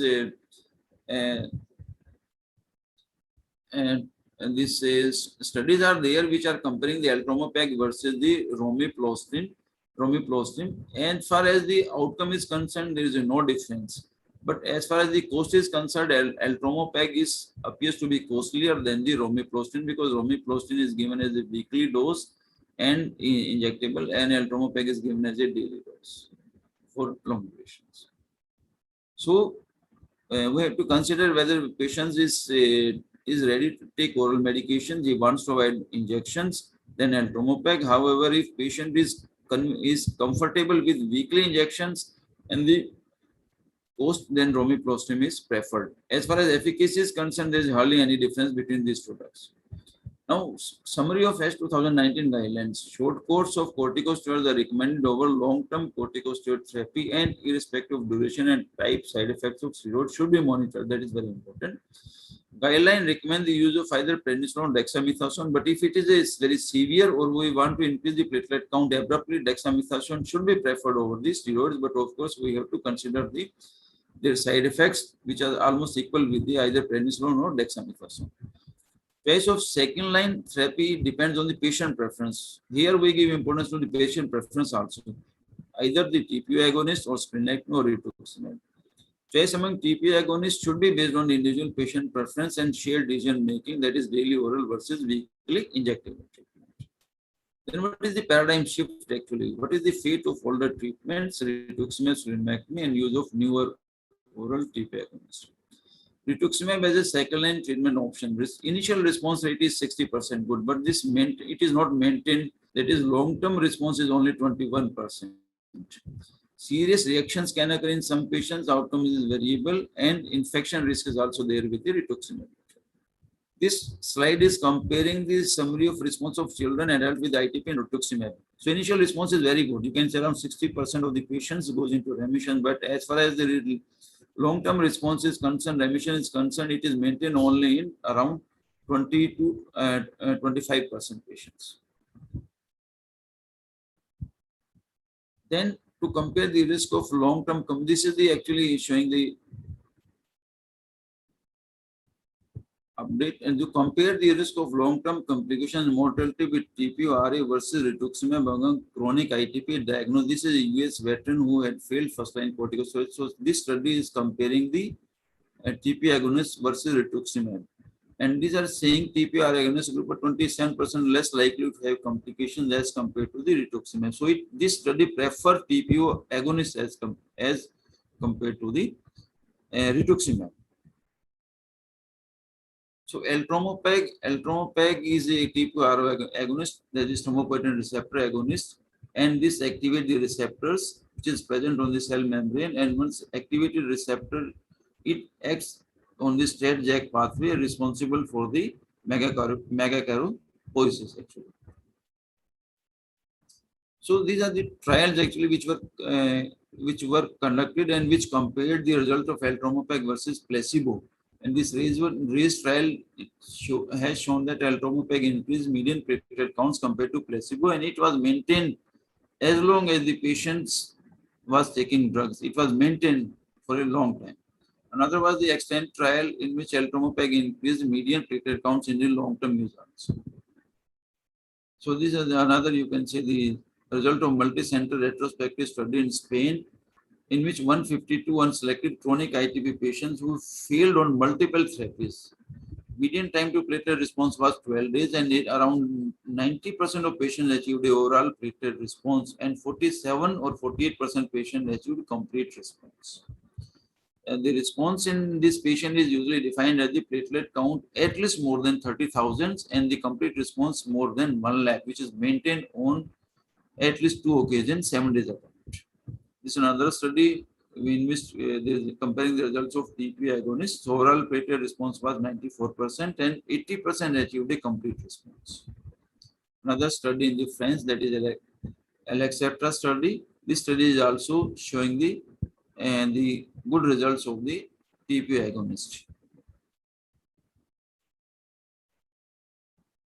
So this we have discussed already. And this is the burden of disease and impact of ITP on the patient's quality of life and productivity. This is called as the IV study actually, and which has shown that in untreated patients of ITP, they have a poor quality of health-related quality of life as compared to a normal person. So the health-related quality of life, once ITP is treated, there is a significant improvement in the health-related quality of parameters in such patients. But of course, there are some side effects also with these drugs, which include headache, nasopharyngitis, upper respiratory tract infections, diarrhea. This drug can also cause fatigue in individuals. So this slide is showing the management of children with newly diagnosed ITP. In the chances of remission rate in the children in acute ITP is very, very high. So if acute ITP in children with acute ITP who presents with acute ITP, platelet count is more than 20,000, outpatient management is suggested. If it is less than 20,000, this in-house management is suggested actually. And first line management strategy, if there is a no or minor bleeding, observations is an important, you can say the observations, because majority of children will have the remissions. First line management study of non-life-threatening mucosal bleeding or diminished quality of life, then corticosteroids is preferred over anti-D or IVIG. And recommendation against corticosteroid courses for more than 7 days. In case of adult, it was more than 6 weeks, but in case of pediatric patient, it is more than 7 days. Second line treatment management is with TP agonist is also indicated in children. And this has proved very useful in children also. So ITP management, the role of eltromopag, which is the first TPU agonist which I introduced, It has proven long-term safety, improved health-related quality of life, reduces fatigue and improves energy, reduction in concomitant and rescue medication use also, reduces bleeding episode, improves platelet response. So to summarize, the ITP is a complex pathophysiology, but in a simplest way to understand, there is an increased destruction along with decreased production. It is also important to objectively assess the bleeding symptoms to improve the quality of care in ITP. And here we have to remember, we should not change the platelet count, because if we start changing the platelet count, then we will have the more number of side effects in the patients, which will be sometimes very, you can say the very problematic to the patients. As 2019 ITP guidelines update stress upon the importance of addressing individual patient preference and health-related quality of life in management of ITP, particularly in reference to the chronic ITP. So we should discuss all the treatment modality with the patient and which modality suits to the patients that should be preferred in that patient. Eltromopeg and oral TPO-RA agonist, receptor agonist, addresses the multifaceted issues in the ITP, including unrecognized symptoms like fatigue and health-related quality of life over and above the platelet response and bleeding. And similar results are achieved with the romiplostin, which is a newer this agonist, but that is actually that is a FC peptide. Thank you very much. With this. Thank you, Dr. Sudhir. This is a request from Dr. Kamlesh Tiwari sir and Dr. Rizwan Ahmad to say a few words, and please continue and introduce next speakers. Yes, I would like to comment on this sir's presentation. It is a very nice presentation. Obviously, as a pediatrician, I have seen that sir has mentioned in the last slide that for the chronic ITP or persistent ITP, TPO agonist is used first, and after that rituximab, and later is the splenectomy. Usually, as the most of the cases of ITP in pediatric patients has onset 2 to 5 years, and mostly 2/3 is spontaneously recover, went into remission. Only 5 to 10% which requires chronic, which went into chronic ITP, and in that TPO has a very important role because it only maintains the platelet level, and then it has seen that in the due course, if you maintain in children's, it will spontaneously go into remission. Only 5 to 10% require prolonged therapy. So that's why I would thanks to sir that he had covered very well all the topics, including adult and pediatrics. Thank you, sir. Thank you. And now, next speaker is Dr. Prantar Chakrabarti, consultant hematologist from Paras Hospital, Kolkata. He will highlight the important thing about the refractory ITP, about the newer modalities about that. So over to Dr. Prantar Chakrabarti. Thank you. Good evening. And I'll just share my screen. So I have to stop.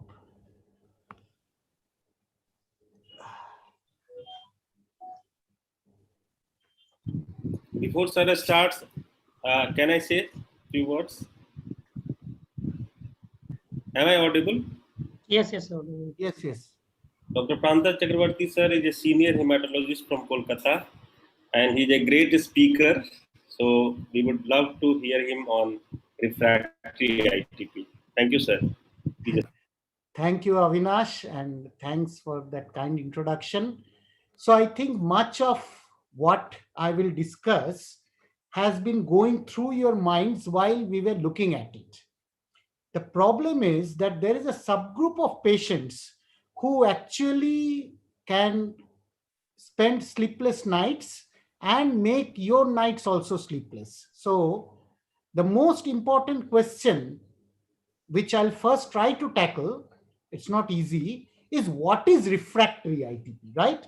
So you can use various tools, but if you look at the definitions which we have discussed from the international consensus, it says that patients who have failed splenectomy or relapse thereafter and have severe ITP or have a risk of bleeding that requires therapy. So you can imagine when the definition is something like this, it means that we have not understood it.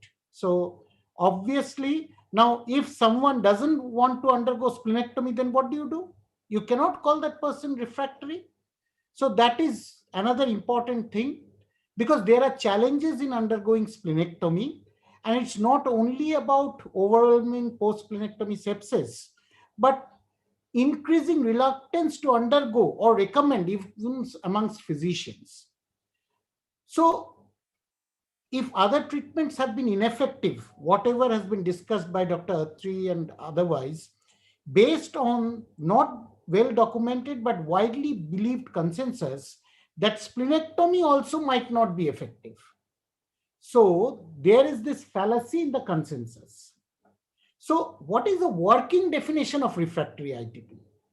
I think this is a working definition which was published in Blood 2020, that patients whose platelet counts do not respond to more than 2 treatments. Do not respond means initial failure. And there is no single medication to which they respond. And this can include patients, you give a steroid, it goes up and then it falls. And their platelet counts are very low and accompanied by bleeding. So this is more for the students, that if there are 2 patients, one has a platelet count of 20,000 and is bleeding, and the other has a platelet count of 7,000 but still is not bleeding, as we always say, do not chase the platelet count. The one with 20,000 but is bleeding will give you more sleepless nights. So sometimes, we try to brush everything under the carpet.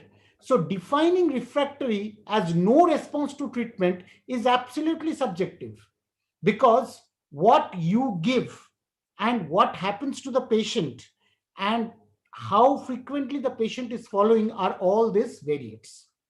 Now, the question which we seek the answer to is, do patients with refractory ITP behave differently, or are all the ITPs the same? They actually not only behave differently, they feel miserable because they respond poorly to a variety of treatment. If you look at the IVISH data, you'll understand that. They develop worsening disease and medication-induced toxicity. Sometimes you feel that whether you have done more harm by treating them, and most common reason for medication toxicities is using steroids, is at a very high dose or for a very prolonged course. So even in children, you see those Cushingoid faces and you feel so guilty. There has been well documentation, and soon you will see an Indian publication, that they have markedly reduced quality of life. So whatever you call severe, chronic, refractory, or very difficult to treat, remember that they have a higher hemorrhagic and infectious morbidity and mortality due to the disease and due to ourselves. And they require vigilant care because there are substantial risks for serious hemorrhage, especially as they grow old. I'm talking of the older adults. And there are certain factors. I'll come to the pathophysiology again. There's an absence of tonic growth factor nourishment from the platelets to the endothelium. So the platelet endothelium interaction also suffers, and the endothelium becomes fragile and permits the hemorrhage. So you might see a platelet count of 30 or 40,000, but they still keep on bleeding. They might have menopause. So now the question is, I have been able to tell you that refractory ITP possibly belong to a different club. Now, all patients with refractory ITP, do they belong to the same club? That is another question. And look at this study. Here, they started with all patients who were defined as having refractory ITP. And what they found was only 50% of them had true primary ITP. Others had secondary or inherited other diseases or bone marrow failures or even myelodysplastic syndrome, or it was due to drugs.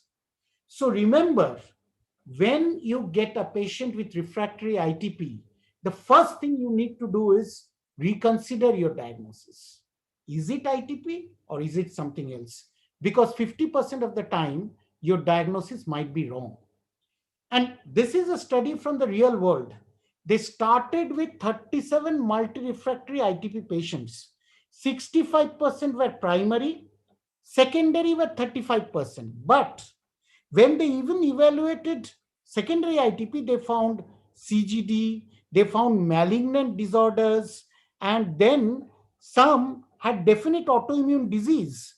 So ultimately, if you start with be it primary or secondary, around 60%, that is 2/3, will have features of underlying autoimmunity. You might be able to prove it, you might not be able to prove it. It might be a clinical suspicion, but it is very important for you to understand because that helps you in treatment. Now, when they looked at what they tried to do in this 30 who did not have a malignant hematological disorder, they tried everything which we do, right? So immunosuppressant therapy in about 50%, combination of TPO-RA and immunosuppressant therapy, and TPO-RA and supportive IVIG. Now, each group had non-responders. So just because they have an underlying immune disorder does not mean that they will respond to your immunosuppressant therapy. So what did we learn from this particular study? The baseline characteristics of multi-refractory ITP actually differed from typical ITP. So if you keep your eyes and ears open, you might detect this refractory ITP earlier. And I think using machine learning and artificial intelligence, it will be easier for us to differentiate because these two are different diseases under the same basket of so-called ITP.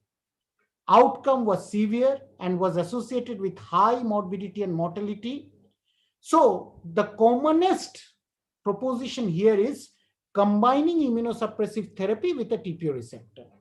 It is a relevant option in terms of pathophysiology, but do not expect 100% success. So the next obvious question then is, why is refractory ITP refractory? Why we are not able to tackle it well? Well, refractoriness to treatment, if you look at it, it can be the antigens and the epitope are spreading, and the antibodies may develop to the new platelet antigens. We have seen certain patients post-COVID-19 who are having recurrent waves, So maybe what the spike protein was or whatever was going on, newer antigens give rise to newer antibodies. And primarily it might be antibody driven, but ultimately it can become a T cell driven disease. So if you're using only rituximab, you might not be able to tackle the immunity. There can be clonal expansions, and there are multiple publications showing it.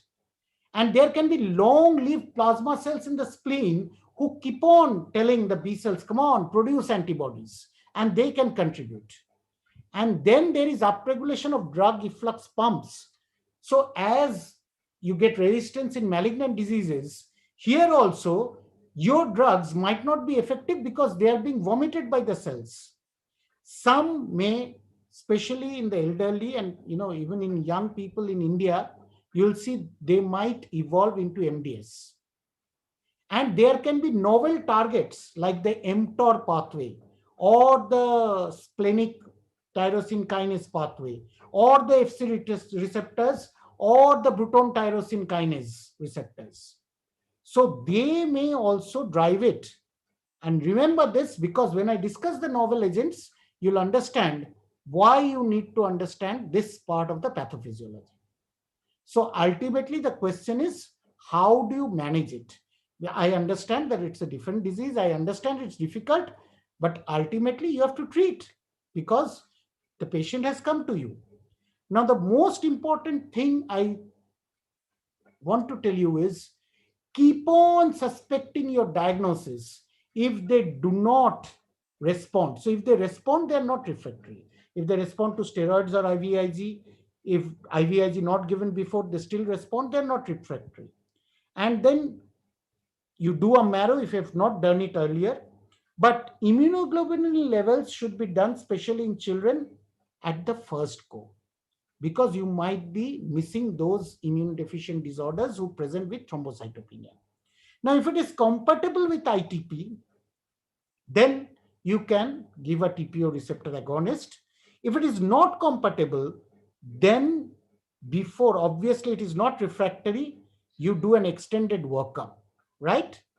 And you use whatever you have in your armamentarium, and because phosphatamitinib has been approved, so other than splenectomy, phosphatamitinib also should be tried in the patient, though it is not licensed in India till now. And if they fail to respond to any of this, then it is refractory. And then you go back here. And then whatever you want to do, use things in combination. And as was rightly pointed out by Dr. Atri, that patient should be taken into confidence and the pocket of the patient should be taken into confidence, because that is very important. Now, why you should do all this is because ALPS may masquerade, even Wiskott-Aldrich may masquerade, certain SLEs, and from there you can get certain other. If you do whole genome sequencing, you can even get some variety of platelet type von Willebrand disease, RUNX1 mutations. So I'm not telling you should do all this. Depending on the clinical picture and depending on what facilities are available and how much they will cost, you can at least rule out platelet type von Willebrand and do certain genetic studies. I think next generation sequencing will help us. Now, after whatever I've told you, you will face problems. So obviously for treating refractory ITP, you should target all. You target the platelet production, you target stopping the breaking of circulating platelets, you target stopping platelet sequestration, and you target stopping platelet destruction, because you might need all types of reagents so that they work. Now, before these new pathways were understood, look at some of the things we used. And I purposely have still kept the slide because they're worth mentioning. We used low dose, even we still use mycophenolate, cyclosporin A, even CVP. This is not very late, 2001 study. And you can look at low dose glucocorticoids and even high dose dexamethasone, vincristine or anti-RO. But unfortunately, look at the grade 3-4 adverse events and look at the response rates. Yes, some have shown 63%, but with a miserable life. So if we come to the post RTPO agents, you can use danazol, you can use dapsone, you can use cyclosporin A, rapamycin. Otherwise, the commonest is combination of rituximab with TPO receptor agonists. Response at 6 months, 67%. Response at 1 year, 44%. But as you go along, at 2 years, it drops to 25%. And this is the usual story which you find it. So what do you do? Mycophenolate, IVIG, even ATRA has been used by Feng.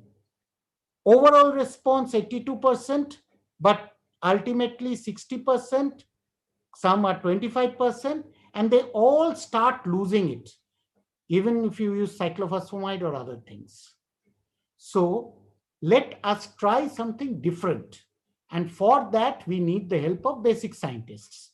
So we are trying bortezomib, we are trying BTK inhibitors, and obviously, as I told you, phosphatamitinib has already been approved.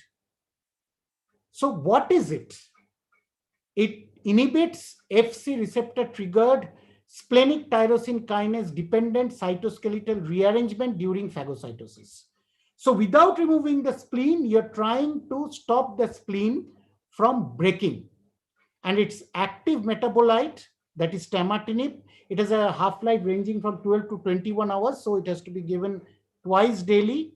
It has been evaluated in 2 phase 3 trials also, and it's now on a post-authorization study. Well tolerated, some degree of diarrhea, hypertension, and liver transaminase elevations, but fortunately, nothing significant side effects. Now, if you compare whatever you have today, even splenectomy, 1 to 24 days, 80% overall, 66% stable. Approximately 2/3 of patients will require no further therapy. Phosphatamitinib also requires 2 to 8 weeks.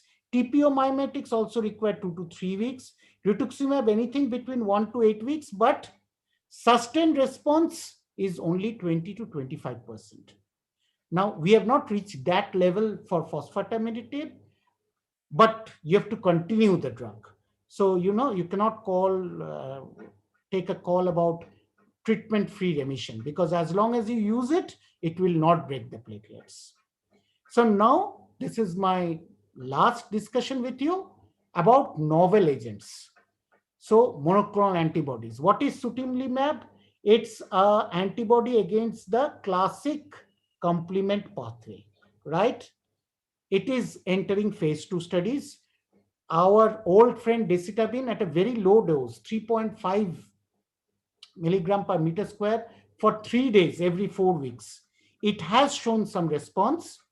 And then Bruton tyrosine kinase inhibitors presented in ASH, presented in ASCO, rilzabrutinib. So it has been, for ITP, it has been labeled as an orphan drug. And what is this? Rozanolixizumab. Well, it is a neonatal FC receptor antibody. So if you remember the picture I showed you, we are trying to target the FC receptors, trying to target the spleen, and trying to target the B cells so that they don't produce antibodies. Another different approach is using recombinant interleukin 11, because it has a significant role in the maturation of megakaryocytes. This has been used in combination with steroids even upfront, and this will enter a phase 1 study now. Some designs have already been approved by FDA. Bortezomib. So, when we started using bortezomib, we knew that bortezomib causes thrombocytopenia because it prevents maturation and, megakaryocytes releasing the platelets. In refractory ITP, bortezomib acts because it can modulate the B cells to produce less antibodies. And what is this PRTX100? Well, this is a purified staphylococcal A protein which can bind to B cells and monocytes and again reduce the immune destruction of platelets. None of them except rilzabrutinib has entered the clinical arena at that moment. 1 or 2 words on bortezomib. It can deactivate both T and B cells, but most of them are case reports. So obviously we have to well-designed studies for bortezomib. And this is the same rilzabrutinib which I told you, active in 33% of ITP patients. So after saying all this, most of them not being available in India, I think none of us can forget, even in 2021, that because of regulatory restriction, social support, cost, right? And mind you, this is from an American journal, Blood. They also mention cost. So Indians can never be criticized. And availability, you discuss with the patient, maybe you can try these 3 things. And if they don't work, try other immunosuppressive or modulatory drugs and try splenectomy at the end. But remember, this is a plan for the first 1 year. Your refractory ITP starts here. So beyond 1 year, you have to be innovative, try whatever works and share it with us. So response to therapy, remember, there are different parts of the elephant. And some of us are looking at one, not looking at the other, like the 6 blind men. So keep your eyes open and then try to manage refractory ITP. You will be successful. If you are not, again, go back to your diagnosis and try to use something else. Thank you very much. Thank you, sir. Thank you, sir, for such a nice presentation. You have presented the toughest part of the ITP in a very lucid and a very simple. And from this presentation, I have learned that for refractory ITP, before treating, you should rule out the secondary causes and investigate according to the clinical sign and symptoms. Rule out that, like in a pediatrics, I used to rule out the common variable immunodeficiency and autoimmune disease. For adult, they have to rule out according to that common diseases. And for treatment part, you have definitely opened the eye that it should be multi-site approach, like FC receptors on a plasma B cells, plasma cells, and newer drugs that is coming. Hope in the future that will be available and cost will be decreases, and it is a boon for that unfortunate patients of refractory ITP that is obviously very tough for their life. So thank you once again, sir. Such a nice and lucid presentation, sir. Now next speaker is Dr. Avinash Kumar Singh. That I would like to introduce him before, because Dr. Avinash sir has made the hematology. I could say that he's a pioneer of hematology in a Bihar, because he established that chapter. Because the day I joined the institute, I knew about him, that he is a pioneer of hematology in a Bihar. So without wasting time, I would like to refer to Dr. Avinash sir, and he will discuss about the experience of Eltromobag in ITP. Thank you, Dr. Rizwan, for your kind words. And I am not pioneer. You have heard the pioneers of hematology in our country.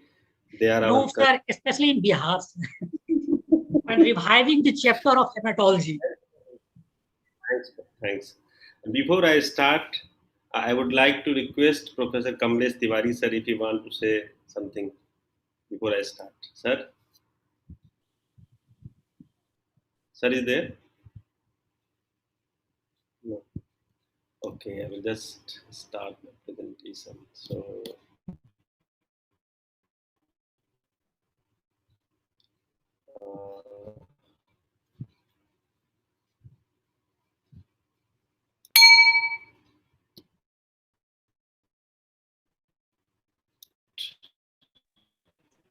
Sir पहले इसको unshare कर दीजिए, ये वाला जो screen आ रही है पहले वाला प्रेजेंटेशन, इसको अनशेयर करके then you can share the new slide. Okay.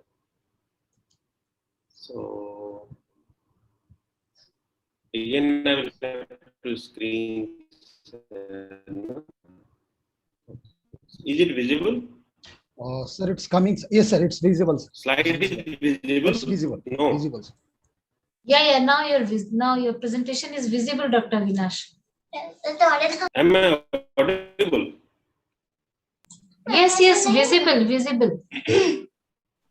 Oh, thank you, chairpersons, for kind.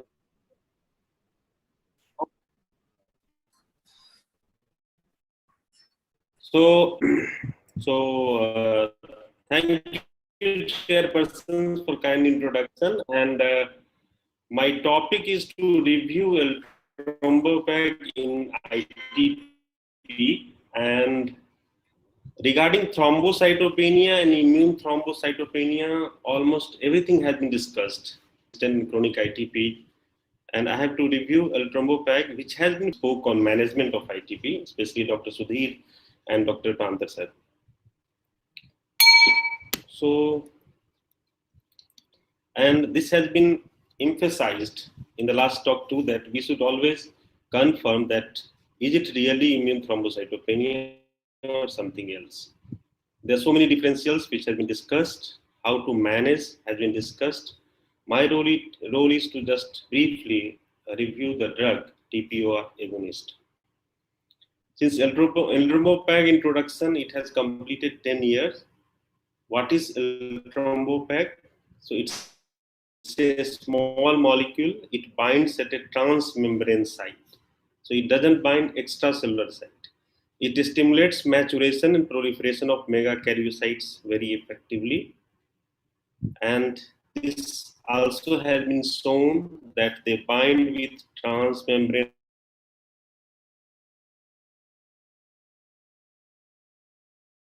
more and more platelet production and thrombocytosis in ITP patients. What is the standard dose? So standard dose is 50 milligram per day, and it should be adjusted to a maximum of 75. And the target of platelet count is more than 50,000. We agree that in ITP management, we should not target platelet count, but the symptoms. We also know that the symptoms too varies. So phenotype of ITP patients can vary. Someone can have massive bleeding with 30,000 platelet, and there are many patients who are in follow-up for 4 years, 5 years, having platelet of 10,000.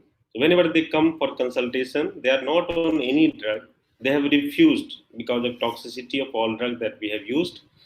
They laugh at us, we laugh at them, and then everything.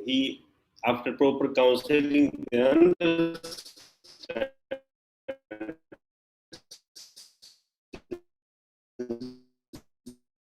they don't have bleeding, they don't need anything.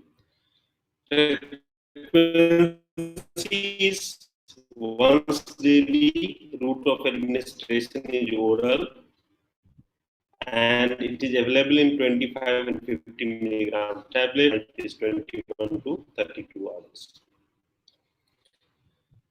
So 87% higher, so even lower dose can be used, and it has been recommended to give 25 milligrams dose. In some countries, like Japan, even Sorry to interrupt you, sir. 12.5 milligram is the starting dose. There is some precaution to be followed for administration, like if calcium containing products or mineral supplements containing polyvalent cations. Am I audible? Am I audible? Lots of connectivity problem with you, Dr. Avinash, I think. Sometimes very slow and sometimes very fast. Am I audible at present? Audible तो है doctor Avinash madam, ठीक कर रही हैं, बीच बीच में ना clarity नहीं आ रही एक्चुअली, वो कुछ प्रॉब्लम आ रही है उसमें ना आपकी कनेक्टिविटी में। अच्छा अच्छा, एक मिनट, ये वीडियो ऑफ कर लेते हैं, हो सकता है उससे कहीं कुछ बेनिफिट हो। हाँ, yes.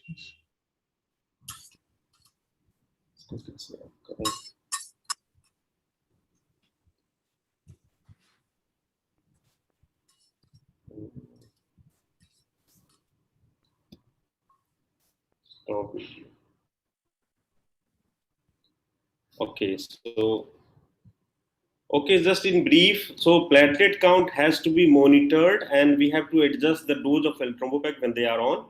So target is more than 50,000. If they have less than 50,000, we have to increase the dose 25 milligram every 2 weeks, and we have to stay with same dose for 2 weeks and see. If it is in between 2 to 4 lakhs, we can decrease the dose by 25 milligram.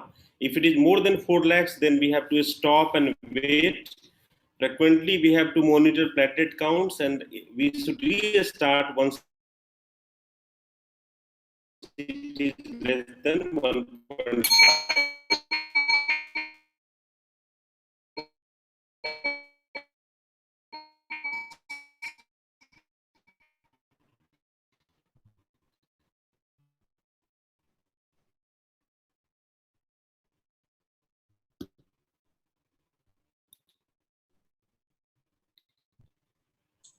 So regarding thrombocyte, there is no immune suppression efficacy ranges from 80 to it is beneficial when it was compared with and in first 2 weeks it has increased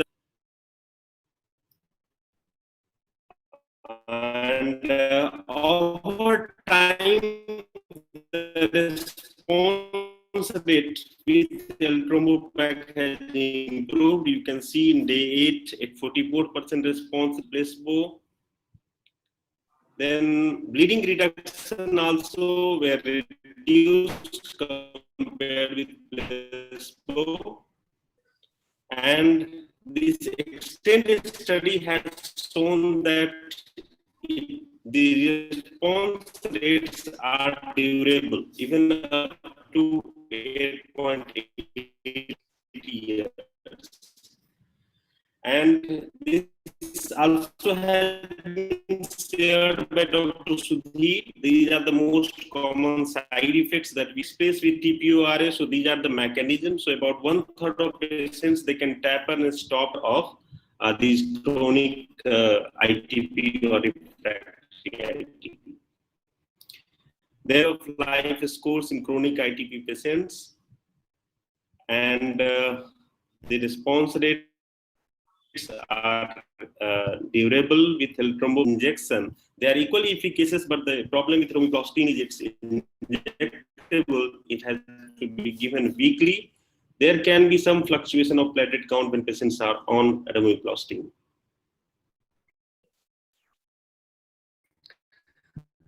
This is regarding switch study. So there are a study where in between TPO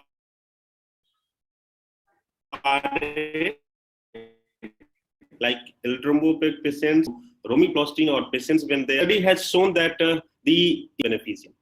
Regarding pediatric and by PETIT and PETIT 2 in more than 1 year age group, L-Thrombopac can be of use. So these are all study in children where they have shown that 13 times greater proportion of patients who achieved and maintained a platelet response versus control.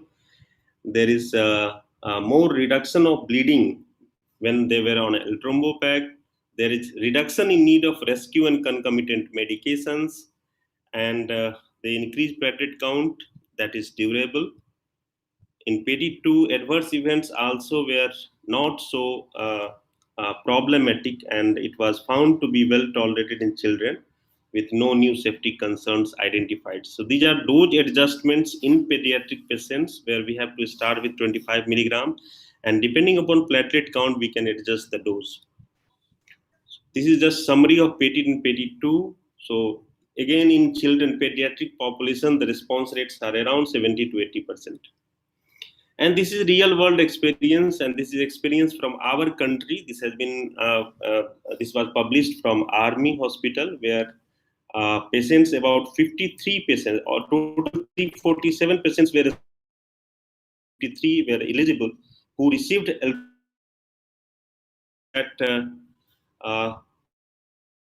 3% patients had a response, and when you see at response rate has improved from 41%. There were incidents of relapses too at 1 year,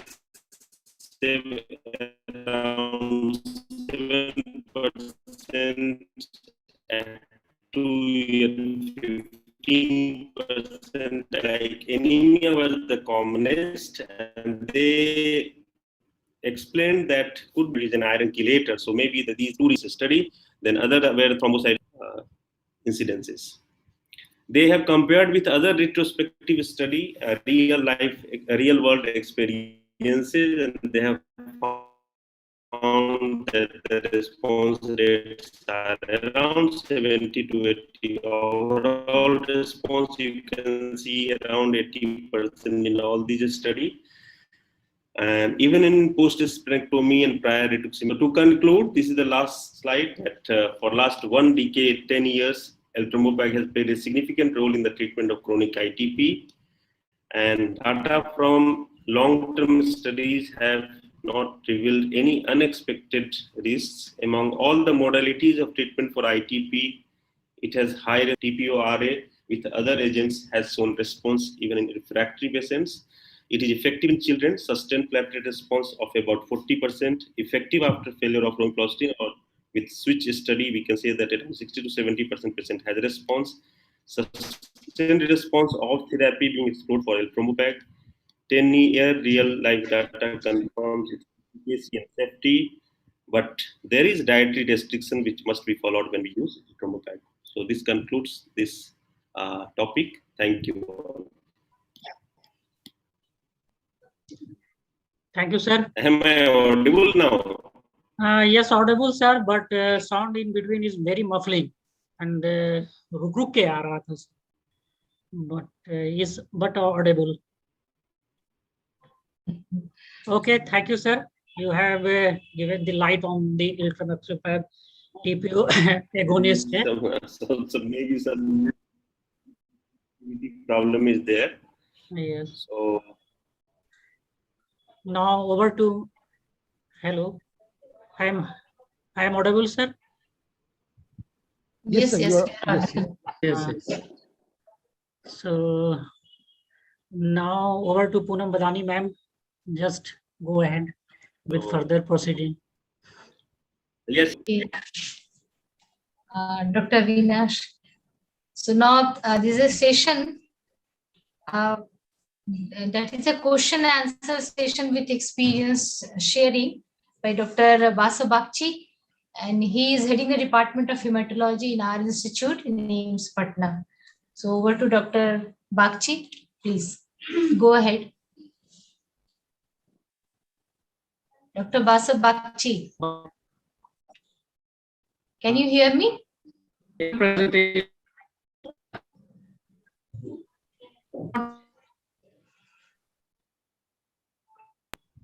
Dr. Bakchi?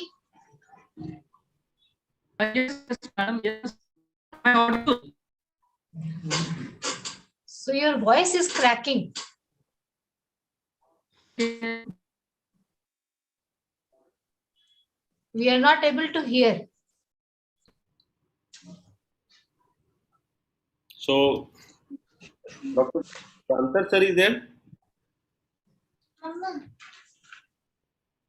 No, sir. Prantha sir. Am I audible? Prantha sir has left, sir. Oh, sir. Yes, he has left. Dr. Rendu, the Dr. Sudhir is there? Dr. Sudhir is there. Dr. Avinash, I am there. Yes. So, before Dr. Basa starts, I would like to ask you one question. Am I audible? Yes, audible. Okay, so there is trend of using papaya extracts. Many drugs which are made from papaya extracts. So I would like to have your comments on this. Whenever there is thrombocytopenia, people take papaya juices, goat milk, kiwi, and some drugs which are prepared from papaya extract. So, what is your? There is no documentary evidence actually. This is mostly used in patients of dengue. But actually in patient of dengue, what happens, there is a spontaneous recovery of the platelet count happened in such patients at the time of recovery, and the credit is given to either papaya or you can say goat milk or etc. But actually there is no evidence as far as these different modalities of this treatment for to raise the platelet count is concerned actually. So okay. You can say these are these are as good as placebo. Yes, thank you, Dr. Sudhir. Yes, Dr. Basa, you are audible. You can start. Yeah. Thanks to everyone. There is a single question, I think, and that is also being answered by Dr. Sudhir Atri. The question was how to differentiate ITP from other causes of peripheral destruction of platelets. So anyone else will like to give their opinion? This has been answered by Dr. Atri. And he has told what he has written is to look for schistocytes to exclude TTP, HUS, spherocytes, and parasites, etc. As in primary ITP, no findings will be there in peripheral smear versus other causes of platelet restriction. So the other causes of platelet, non-ITP causes of platelet destruction may have pancytopenia, like in aplastic anemia, or in acute leukemia, there may be blasts.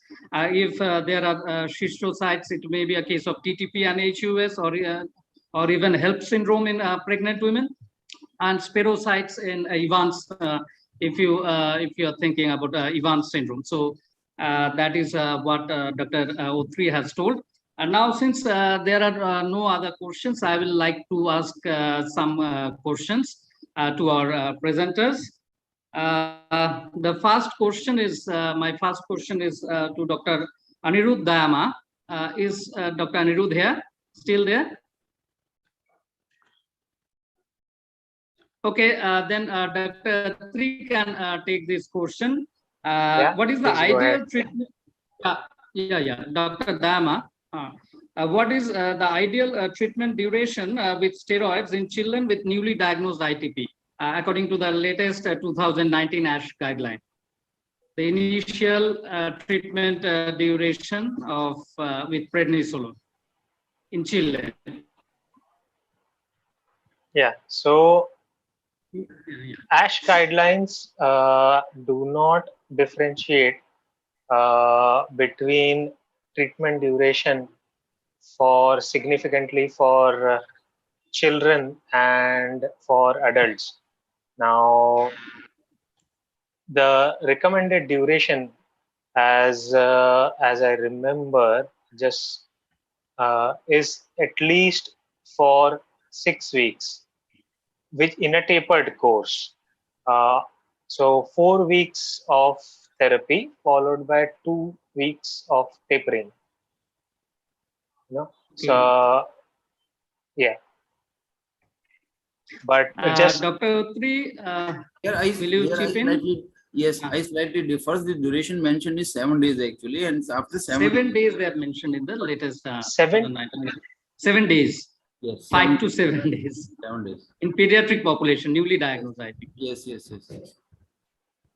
And my next question to Dr. Anirudh is what would be the initial dose of steroid in pregnant women? Suppose in the women, a woman in a pregnant woman in the first trimester is presenting with thrombocytopenia. So the most of the chances are there that it would be ITP. What would be the initial dose of steroid, for example, prednisolone in a pregnant woman? Well, I think I would go ahead with 2 milligram per kilogram because of the metabolization by steroids by the placenta. Okay. But it is a clinician choice. It depends between 1 to 2 milligram per kilogram. Okay. So according to ASH and other experts, it is you'll have to start at 20 milligram. They have said 20 milligram per day, because the side effects like hypertension, hyperglycemia, the mood changes due to steroids would pose a lot of problem for pregnant women. So they say that 20 milligram per day would be the initial dose, and then you can modulate it according to the response. And my next question again to Dr. Anirudh is the choice is for the choice of IVIG. Will you choose a 5% or 10% IVIG? Because IVIG 10% is available recently, newly available, and initially we used to give IVIG 5% in severe ITP patients who are bleeding. So which will you choose? Well, I have never used 10%, but I've always used 5%. But it is a total dose that is important. Okay, sir. Yes. Absolutely. There's nothing much to choose between the two. Both are equally efficacious, around 70 to 80% effective in newly diagnosed ITP. Thank you so much. My next question is to Dr. Sudhir Atri, is about switching of TPO receptor agonists. Suppose a patient on one TPO receptor agonist, oral TPO receptor agonist, due to inefficacy, you is not maintaining platelet 50,000, or maybe the platelet has dropped to 10,000. So what would be the switching, what would be the chances that the patient will maintain response after switching? So regarding switching of TPO receptor agonists, say from eltrombopag to romiplostim or otherwise. Then we switch from the eltrombopag to romiplostim, and the chances are there that patient might respond to second TPO this agonist. There are good chances are there. Yes, sir. More than actually, more than not, there are mostly the chances are there that the patients would respond.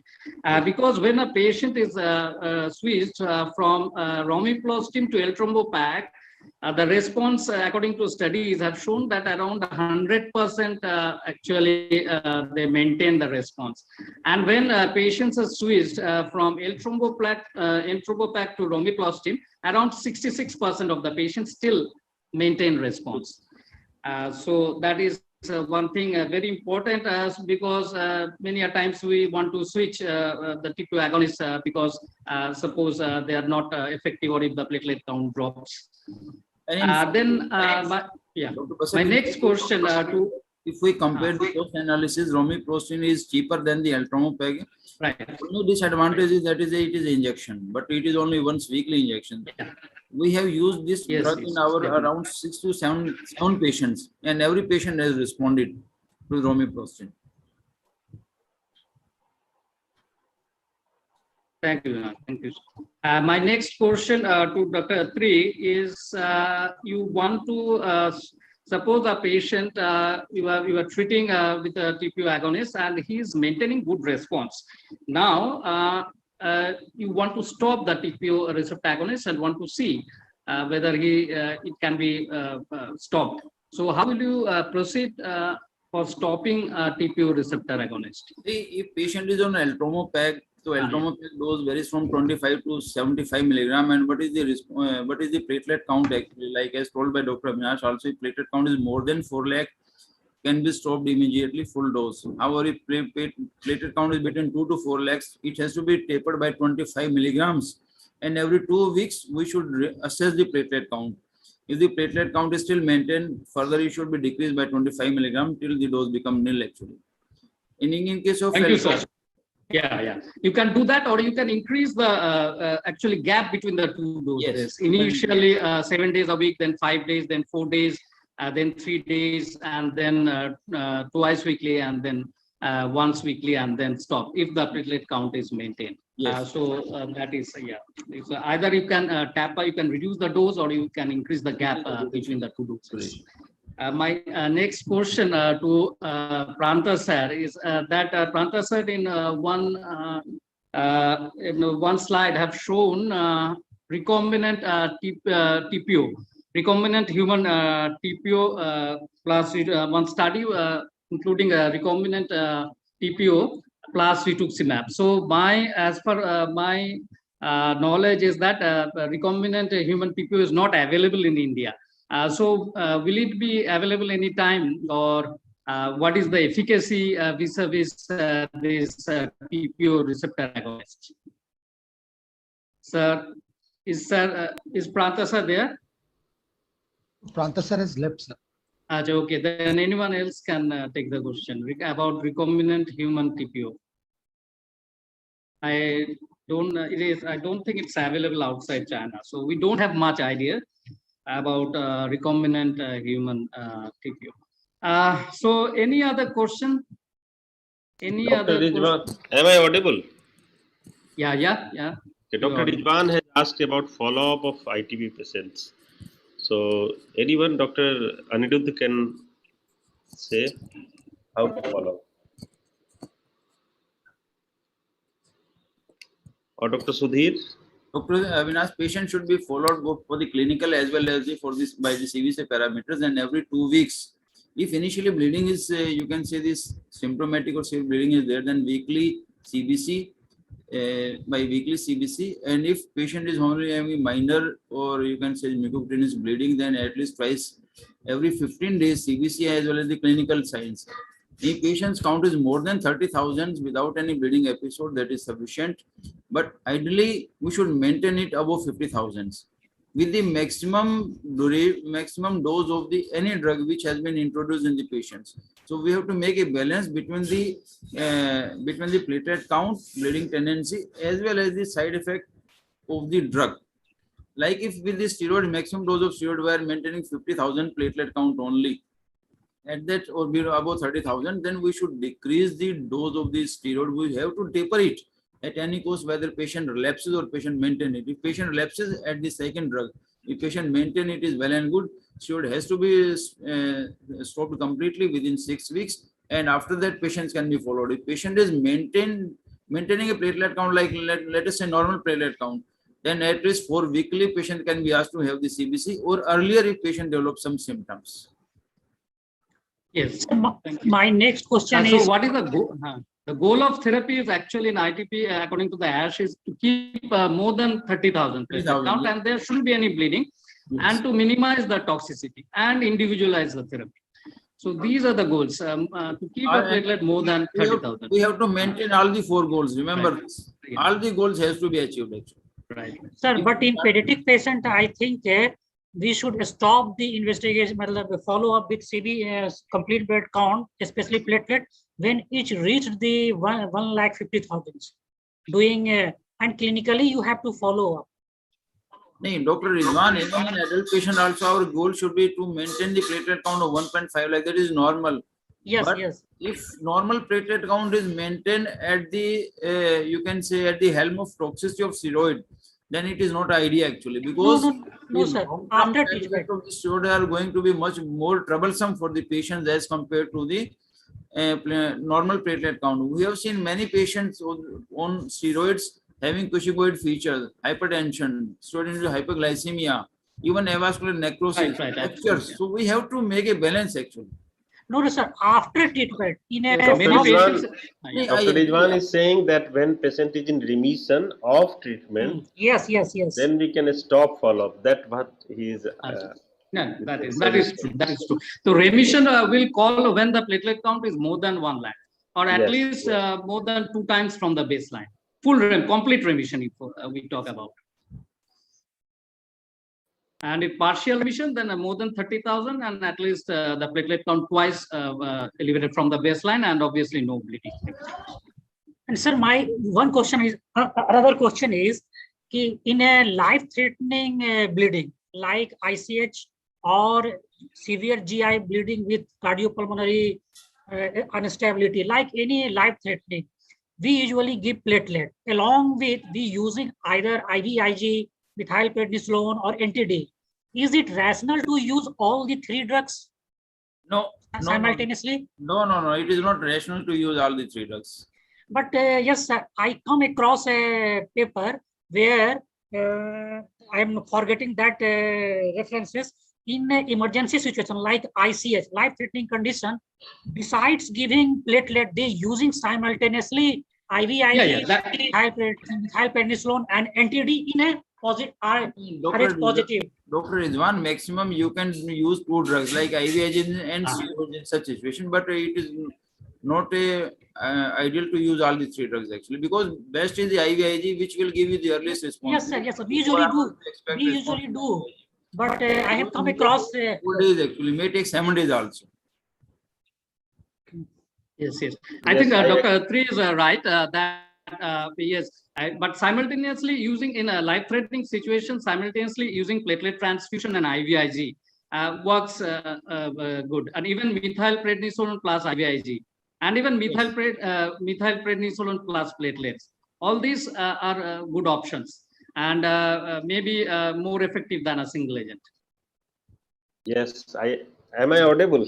My yes. Bad, huh? So you are yes, audible and visible. So I agree with all of you that yes, we should start with 1 drug, 2 drug, or like that. There are some. It depends upon clinical scenario. Suppose patient has a IC bleed, it's a smaller bleed, and you have started high dose methylprednisolone, or suppose IVIG, combination of IVIG with platelet transfusion, and it is not responding. So I had one patient about 4 or 5 years back, 25-year-old lady. She was chronic ITP, and she came with IC bleed of 2 into 4 centimeters, something like that in temporal area. And we started high-dose methylprednisolone. Next day, her bleed has increased. She has developed hemiparesis. We started IVIG. Because of cost, we have not started IVIG in first day, but again on second day, we counseled that it's required. She received platelet transfusion, but her condition deteriorated. In spite of high-dose methylprednisolone and IVIG, she was not responding, bleeding was increased. So in that patient, we had to do emergency splenectomy. Yes, emergency and decompression craniotomy, and she survived.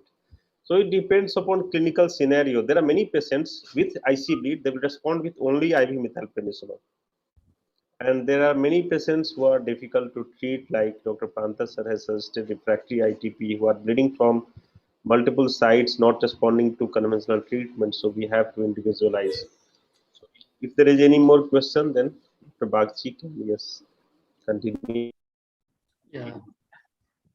So any question, if anybody wants to ask any question? I think that's all. And thanks to everyone, especially to Dr. Avinash. Now over to Dr. Thank you. Thank you. Dr. Avinash, Dr. Rizwan. Thank you. Dr. Basab. Thank you. So just a vote of thanks. So I would like to first thank Professor Dr. Kamlesh Tiwari sir. He is President API and very energetic, very active. So about 2-3 meetings in a week on all medicine topics. Sometimes we have interaction on hematological disorders. And Professor Dr. Poonam Bhatani madam from AIIMS Patna. Thanks to Dr. Rizwan Ahmad, who is from IGIMS, and he had interacted, moderated the session well. And thanks to Dr. S.K. Behra sir from Orissa. Sir has left, he had some engagement. Dr. Anirudh Dayama for his talk on newly diagnosed ITP. Dr. Sudhir Atri, and both are my colleagues. We have worked together at Department of Hematology, AIIMS New Delhi. Professor Dr. Prantar Chakravarti sir for excellent presentation on refractory ITP, which is very difficult to understand and treat. Dr. Basab Bagchi, who is my colleague from Patna, from Department of Hematology, AIIMS Patna. And thanks to all of you, all audience delegates from various departments, Department of Pathology, Medicine, Pediatrics, Hematologist, for your kind presence, participation, and interaction. Thanks to MI Conference for excellent organization and coordination during this meeting. Thanks to Novartis, especially Mr. Sudeep, for this concept of thrombocytopenia meeting. And thanks to Zoom, though my net connectivity was poor, I should thank the Zoom and net. Thanks to media, Mr. Ranjit, who has written the media brief. So thanks to all of you, and good night. Thanks. Thank you. Thanks. Thank you. Thank you, sir. Thank you all. Thank you. Thank you all.